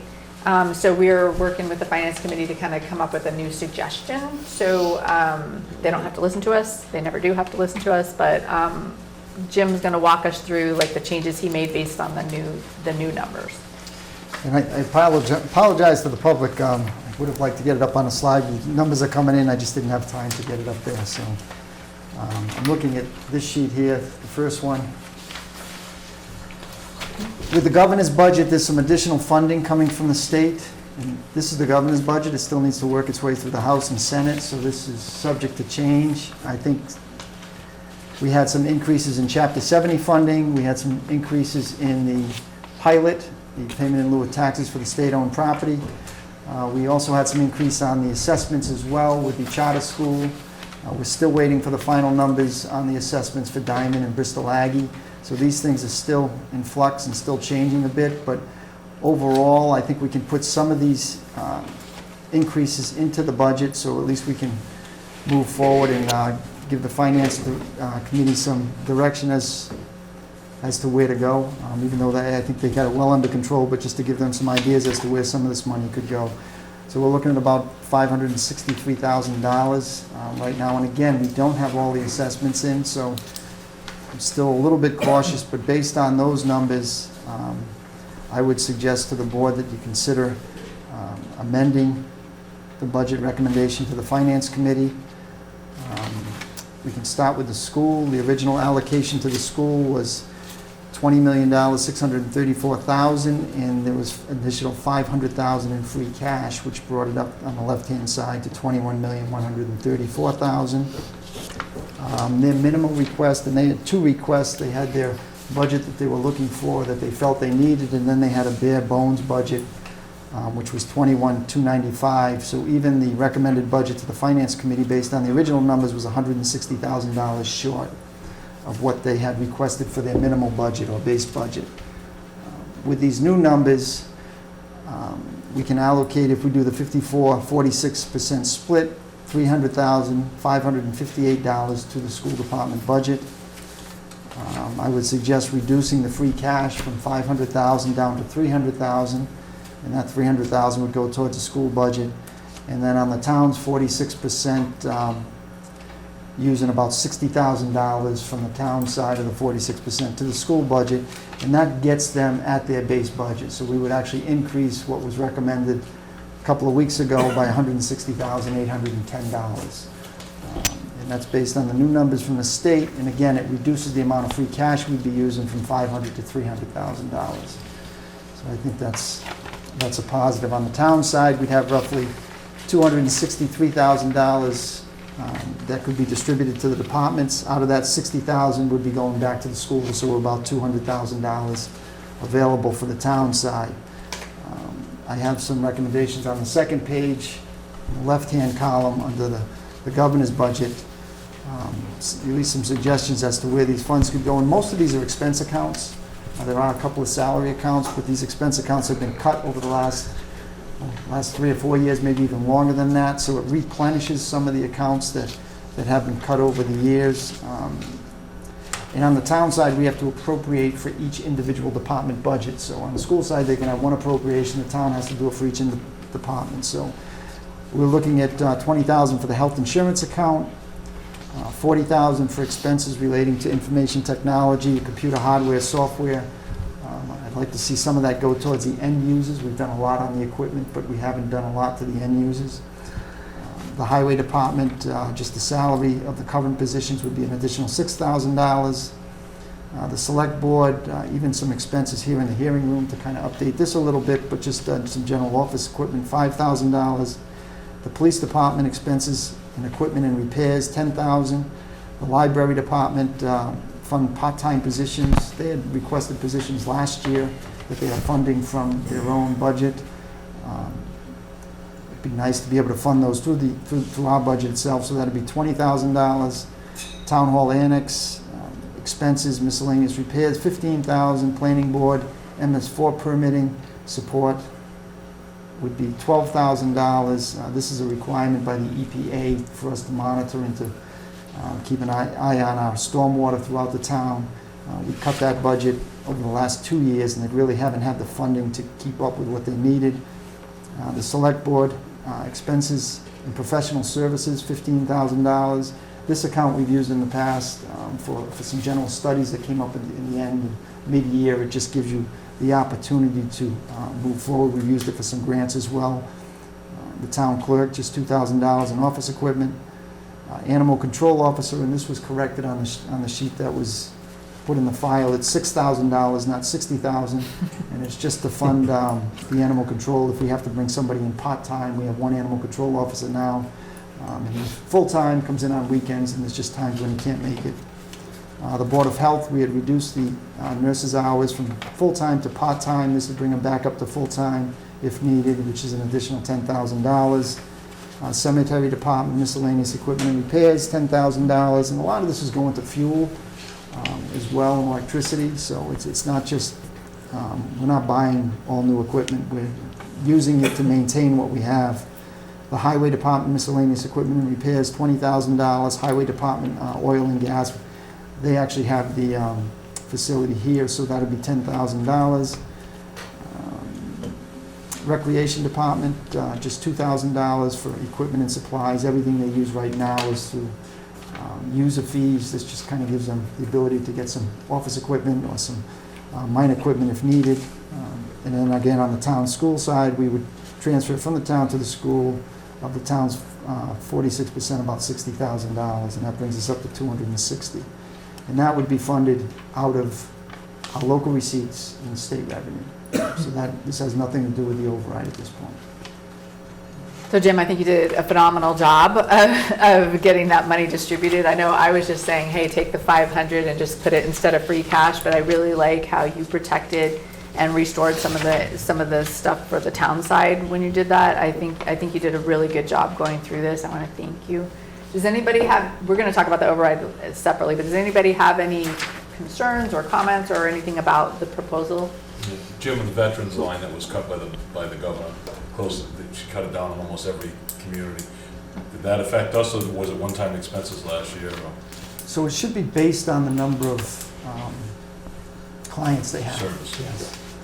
But you know what, I will, I didn't check with her, she's been out the last couple of days, so let me check with Carol on that just to confirm. I think her initial response was that there were fewer people being served, but. Yeah, I didn't get the breakdown, but every community got cut. So, okay. All right, anything else on whether we want to revise to the finance committee, or are you good with what Jim has suggested? Oh, good job, we got All right, okay, so move forward with that. So then the override discussion. So last meeting, we directed the town administrator to prepare for a $3 million override in which we appropriate $1 million in the first year. So that's a $3 million override increases the levy limit, but that we suggested that he prepare an article for $1 million appropriation in the first year for the warrant article. We directed him to put $250,000 in stabilization and then $750,000 split with a 54-46 split. Now we can change our mind, but that's what we asked him to do. So that's what you've proposed here, right, Jim? Yes. If you want to go to the numbers or to the actual override itself. Well, you want to talk about where you, I think this is the budget B, right? So you're, like, where would you, of the $750,000, how are you suggesting we distribute that? So the 700, if the levy increased by $1 million, which was discussed at the last meeting for the first year, 750 would be split 46% with the town, 54 with the school, so it's 405,000 for the school, 340,000 for the town, and then 250,000 into stabilization. On that other sheet, the second sheet here. To distribute those funds from the town side to the school would be $5,000, so we would be just under the 46% on the town side and just barely over on the 54 on the school side. The highway department was one position at $60,000. The council on aging, van driver's salary was an increase of $5,000. Council on aging miscellaneous equipment and repair, $19,000. We've cut the council on aging in the last couple of years because they've been getting additional grant money, but they can use the funds. The fire department would be one new position. They've been looking over the years to increase that by, I think, 4, and we've funded a couple of positions over the last few years. They have a lot of overtime in that department. This would hopefully cut back on some of that. The building department would be the assistant building inspector at $65,000. The assessors overlay reserves add additional $50,000 into that. And the police department would be salary. Currently, there's an SRO officer at the elementary school. That was a new position this year. Still trying to figure out where that came from, if they had to take a police officer off the streets to put over there, and how that'll be funded next year. So that'll either keep that SRO officer in the school, or, well, it will keep the SRO officer in the school, but it will also fund the position that it came from. So that'd be $75,000, and then $405,000 would go to the school. And the $405,000 going to the school, plus the $5,000 from the town going to the school, brings the school budget up to $21,295,000, and that was the budget that they had requested initially, the budget they would have liked to see before they cut that for the base budget. So, so this $1 million override is basically bringing us back to level service from the cuts that we had before. So if we appropriate only the $750 plus the $250 to stabilization, that's just getting us back to where we were this year, right? It's not, basically. Yes. I mean, we're adding police and fire, or the big ones in there, but this is not growing any of these departments really. It's getting us to level service is what it's doing. It's not excessive. I think this is bare bones, actually. Does anybody have any comments or questions or need clarification on what he's proposed? Do we want to change anything he's proposed? We can appropriate more or less than $1 million. That was just Well, what the we only thing I've been with. hearing about is people concerned with the 250 going into stabilization. Why don't we go with they like the 750 number better is what I'm hearing. I understand that we should have some kind of padding in the stabilization. We don't have any idea on the numbers yet, Jim, that we're gonna turn back at town meeting, right? If it's gonna be sizable. We got to talk about that too. Yeah, so we have, do you want to So talk, we'll work our way into it. do you want to talk about the free cash articles too? Or Whatever needs to be worked in, because they say, people are saying, hey, we're gonna turn some back at town meeting, now we wanna have an extra buffer with this. That's what I've been hearing. So let's talk about the totality, I guess. So just one thing I think is confusion on the stabilization account. The stabilization account, the recommendation from the Department of Revenue, I think, is the one that makes the recommendation, is that we should have 5% of the operating budget in a stabilization account. We have about 2% of our operating budget in the stabilization account. So one of the reasons that we want to keep putting money into stabilization is that we can get us to the bare minimum that the Department of Revenue is recommending. So we are appropriating money to stabilization, both from free cash and through this override.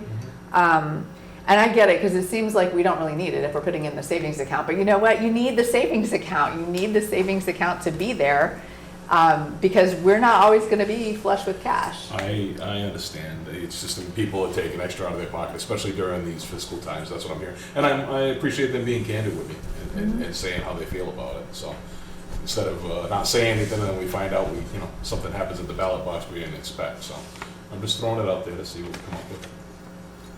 So what, I lost track of the No, I'm just saying that that's the only thing I've heard. I've heard pretty good support for the 750. It's when you start getting into the quote extra for the stabilization that people are a little, do we really need it? I know, David, I'm being devil's advocate.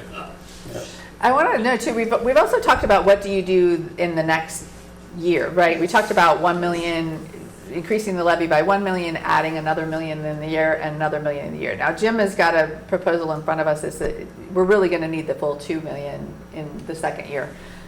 So I think it's important that we have kind of an idea of what we want to do in the subsequent years, so that the town, so we can be transparent with this is what we're intending to do.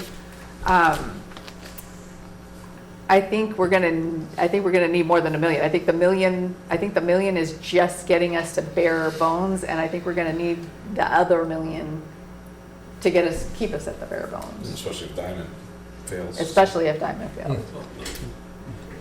We do not have to appropriate all the way up to the levy limit. Are there anything else, like the way he's divided it? Do we want to make any changes to his recommendations? Go ahead. So it's, you've got numbers over 3 years, so over 3 years you plan on putting 1.5 million into the stabilization account. And then after that, you're just going to appropriate it into the budgets at that point, or how long? How long is this going to stabilize our budget until we need to ask for another one? And that's the big question that I get. It's like, are you going to ask for another one in 2 years? Are you going to ask for another one in 5 years? Are you going to ask, you know what I mean? So that's the question. And I think if we're throwing this money into stabilization, that's obviously a rainy day fund. If we have to get at it, we can, but that's not commonly going to be used as a funding source. That's just money that sits there and earns interest, I would assume, in some type of account. But what benefits is it to the town? I get that that's what the DOR recommends, but what benefit is it to the town to have that fund, that much put in that fund? So what most communities are doing now is they're putting it into the stabilization fund the first 3 years, and then they're pulling it out of the stabilization fund for the next 2 or 3 years. So it buys them, it increases the longevity and it stretches out the override.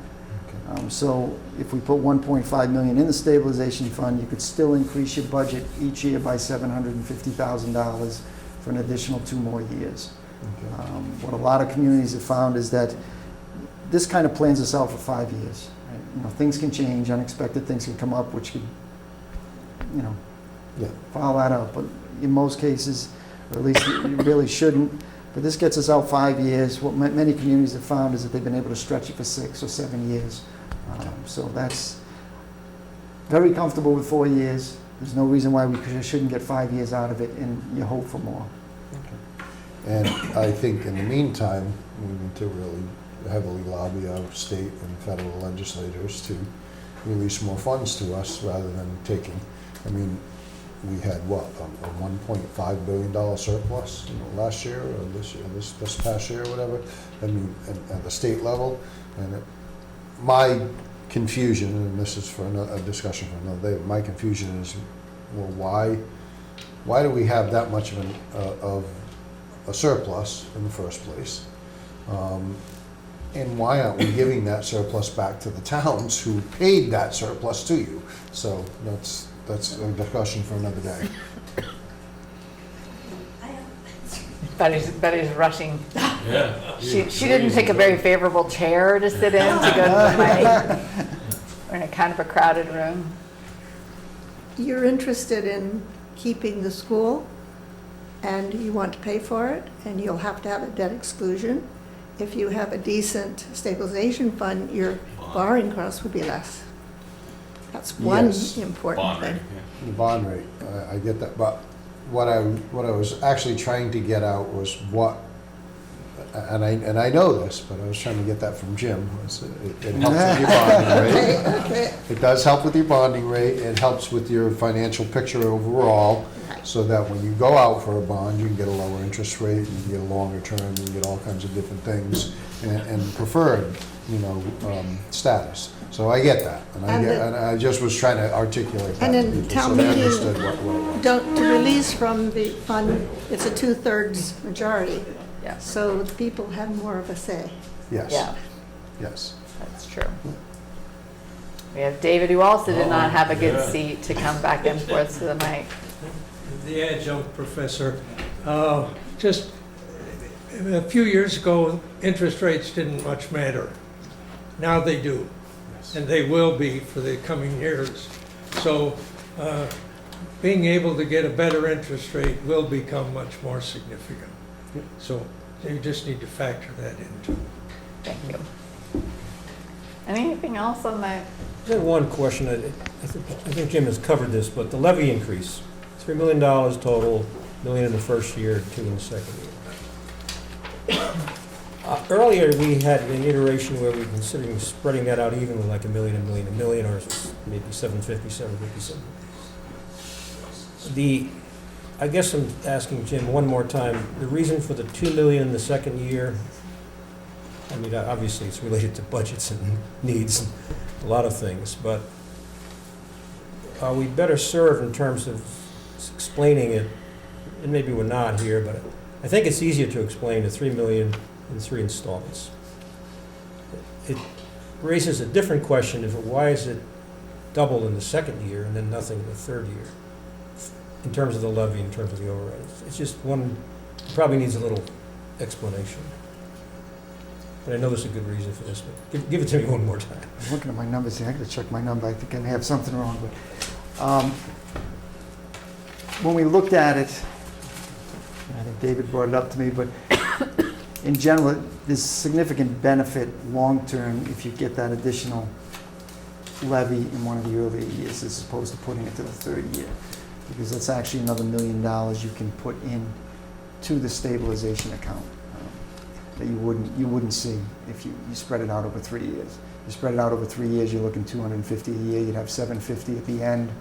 If you take that $1 million in the second year, now you have $1.5 million in the end. So it increases the stabilization and stretches out the whole thing quite a bit by moving that 1 year. And if we did the $3 million in the first year, it's even more dramatic. But I think it's been mentioned by this board and others that with the new school and other things coming on this year, that it may be better off to put some of it back for a future year.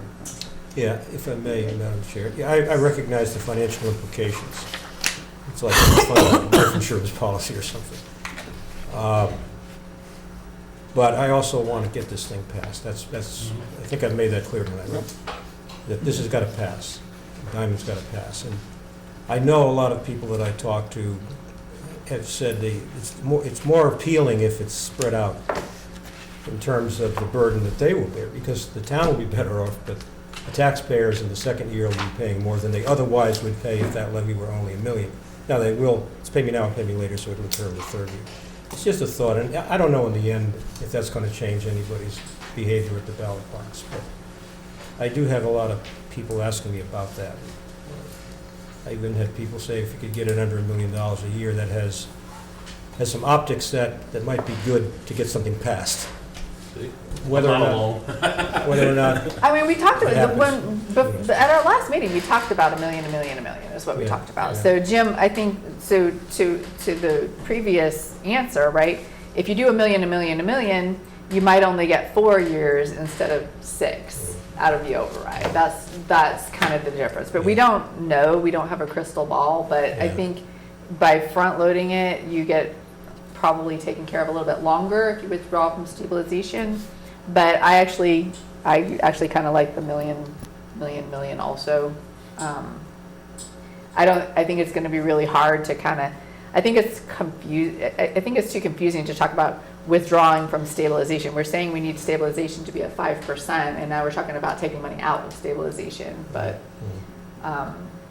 this is not a long-term plan in any case. It's just a matter of 4 or 5 years.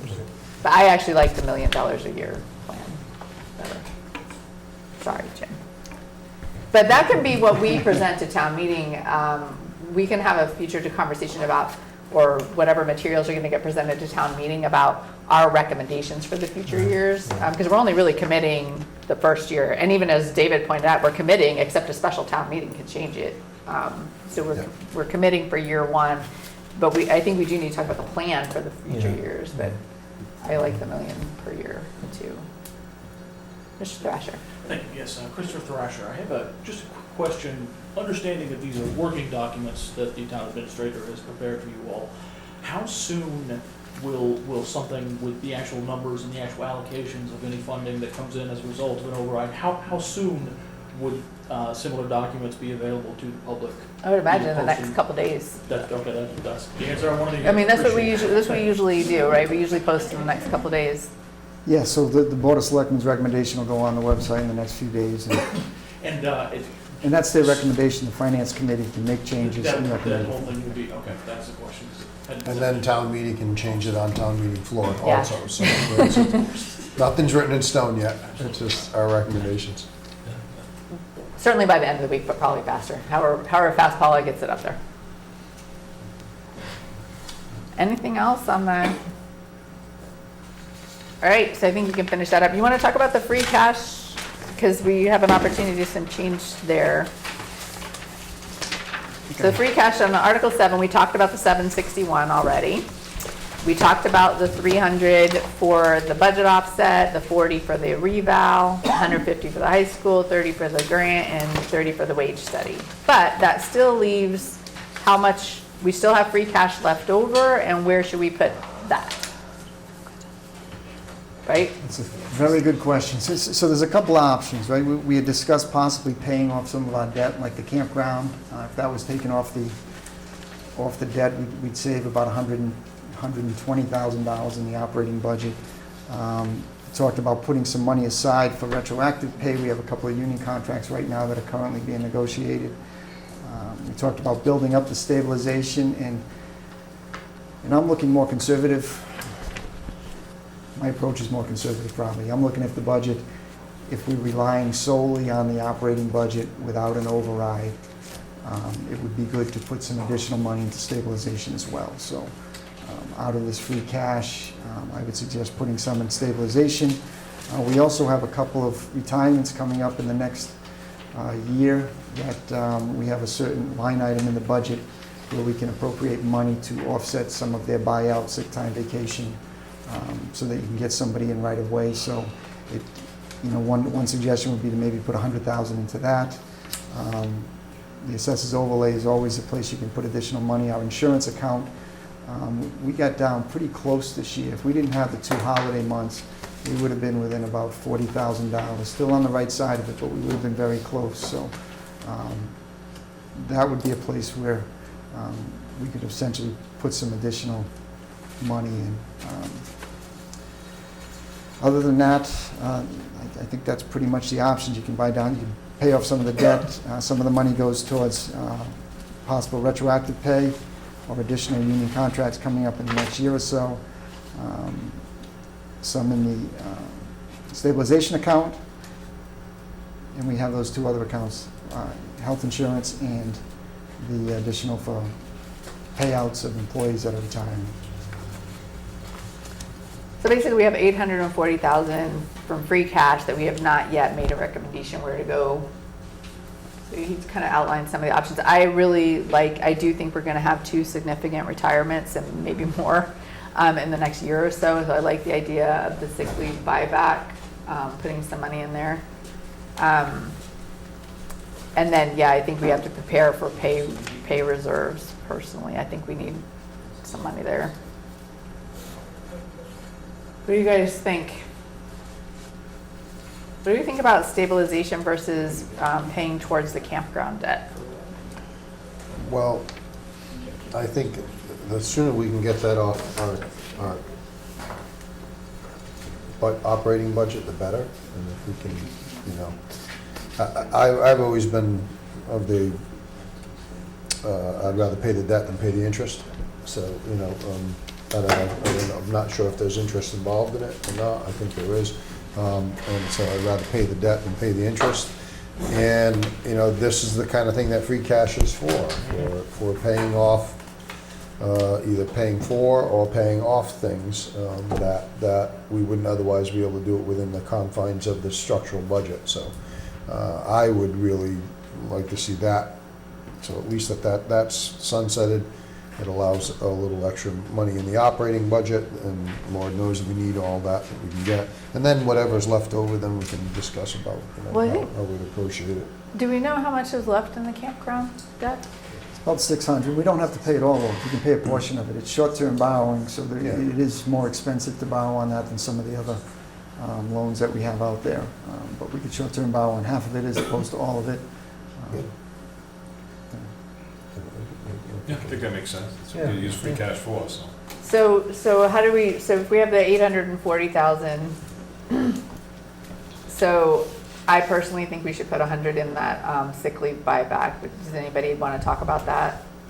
No, I would support that for sure. That's what he's saying, only 100,000 will be left. 100K. Well, and then the pay reserve, so do we want to put 150 in a pay reserve He's got that somewhere? on the other side, then 200,000. Yeah, but this is the amount that we haven't appropriated yet.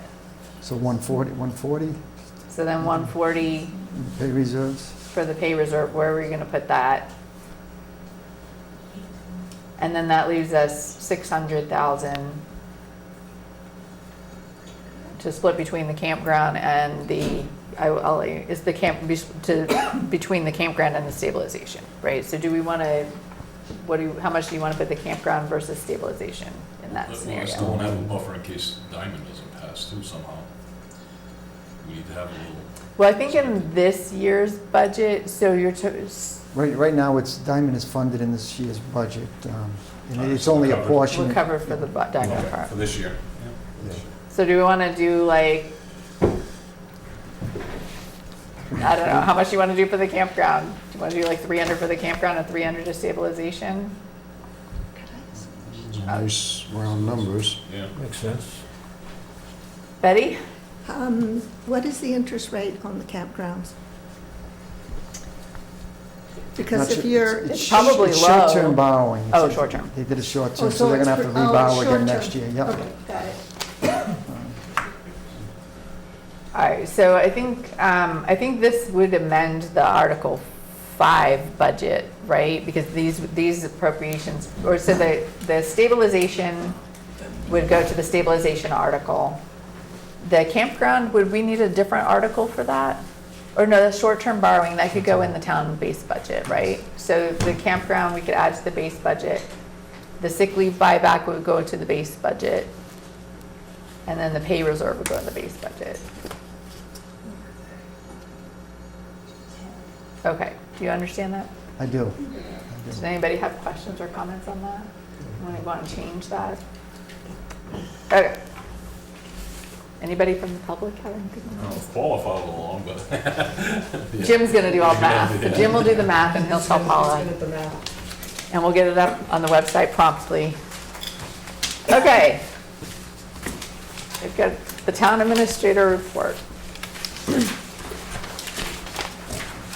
This will be quick. Recycling and Energy Drive, Senator Rodrick is reserved June 24th for Recycling and Energy Drive. He's been working with Matt Amendo, the Board of Health, to schedule that for June 24th. I believe it's going to be at the old high school. They'll be sending out a postcard probably 10 to 15 days prior to the event with the list of fees and what can be disposed of. The Green Communities Grant, we had a meeting, initial kickoff meeting last week with Kathy Stanley, our energy consultant, on the design of the heat pumps here for this building. We're going to start, we have an energy committee meeting on Thursday night, and hopefully we can get somebody on board to do the initial analysis and design of the electrical upgrades needed for that and the electrical upgrades needed for the building itself. So that'll be funded through, we have a revolving account for energy type programs that was funded through grants, when utility grants from the new high school, as part of that project being a efficient type building. So there'll be no direct impact on the local budget from that. The budget information we've already talked about on the governor's budget, and we've gone in depth on that, so I don't think you need anything more on that. That's all I had. And just a note that Jim will not be joining us on the 20th, so we're going to be on our own without Jim on the 20th. Scary. You'll probably want us to cover some really controversial Yeah, stuff. I'm going to put a lot on that agenda. All right, the minutes? They are all set. I prepared them today, actually. Didn't get them until this morning, but I'm moving them, yeah. Second. So you have a motion and a second to approve the minutes of February 21, 2023. All in favor? Aye. Aye, that's unanimous. Abstain, I wasn't here. Sorry, one abstention. The bill warrant.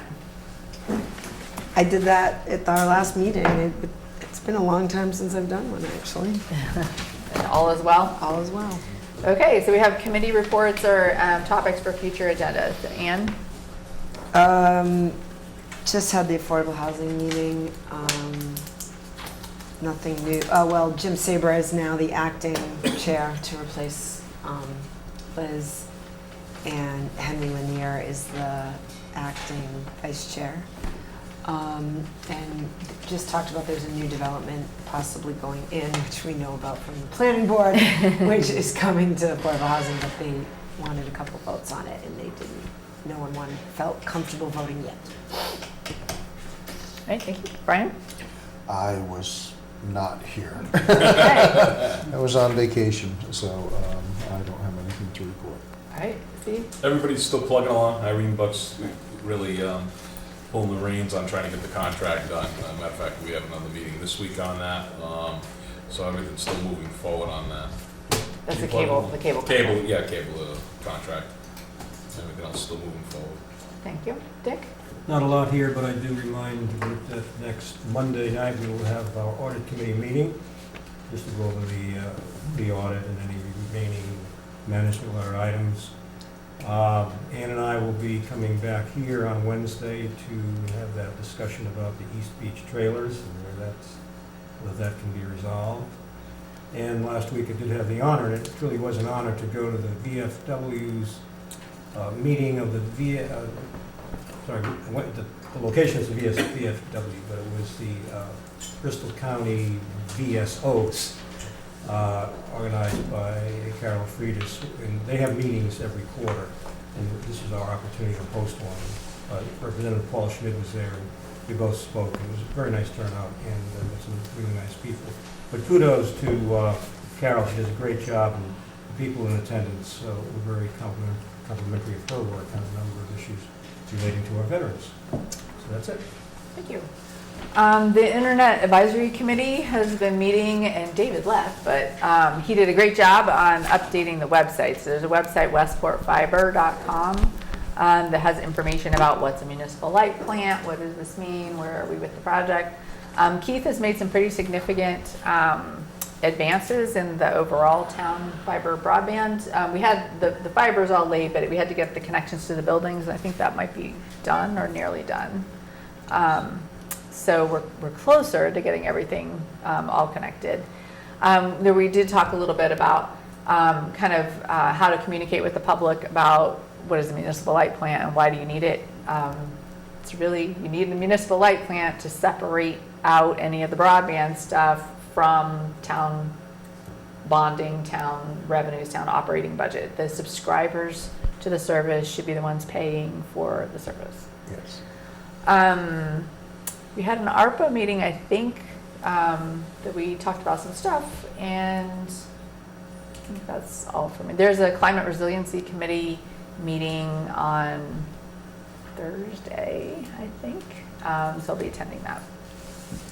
There is I think it was mentioned earlier, the Westport Business to Business and probably somebody else sponsored a candidates night. So there's a candidates night that's going to be at the new high school, I believe. Is it this Wednesday? On Wednesday the 8th. I don't have the time, but Wednesday the 8th there's going to be a candidates night. I'm sure it'll be video. Is it 7? 7. And is it the new high school or the old high school? The new high school. Okay, so the new high school candidates night, there's will be an opportunity for candidates to speak. It's not a town event, it's a business to business event, but I think it's going to be very useful, and Valerie's going to have it recorded. Just a reminder to people, April 11, mark your calendar, April 11 will be the vote. There's a number of positions that are contested this year, and we have the diamond ballot vote on the April 11. And I think that's all I had. Is there anything else from the board? Just like I said, every week crashes continue to be a problem. We had an officer a few weeks ago, and just be careful out there because numerous crashes. Cruisers are getting hit every weekend with their lights on, and just urge people to be very careful, especially with what we got 3 or 4 intersecting highways. So be careful out there. And slow down. Phones down. People slow down. A lot of Put your- texting going Hang on. up and drive. Don't text and Just drive. please hang up and drive. Yep. I And see it all the time. I'm driving Oh, back and God. forth to the Cape, and it's just ridiculous how many people are swerving all over the road, and you go by them and they're buried in their phone. and Please hang up and drive. slow down on the Slow down. Most of road. them before us with that. Thank you. And just a reminder that you'll only have 2 more meetings to, abuse Only this 2 more meetings of particular you? select person. Everybody was here last So, meeting for it, right? get Yeah, we were your here. shots in while you can. We had quite a large crowd the other day. and You missed it. Is there any comments and statements from the public? Seeing none. Is there any unanticipated topics? Okay. Motion to adjourn. Second. All in favor? Aye. That's unanimous.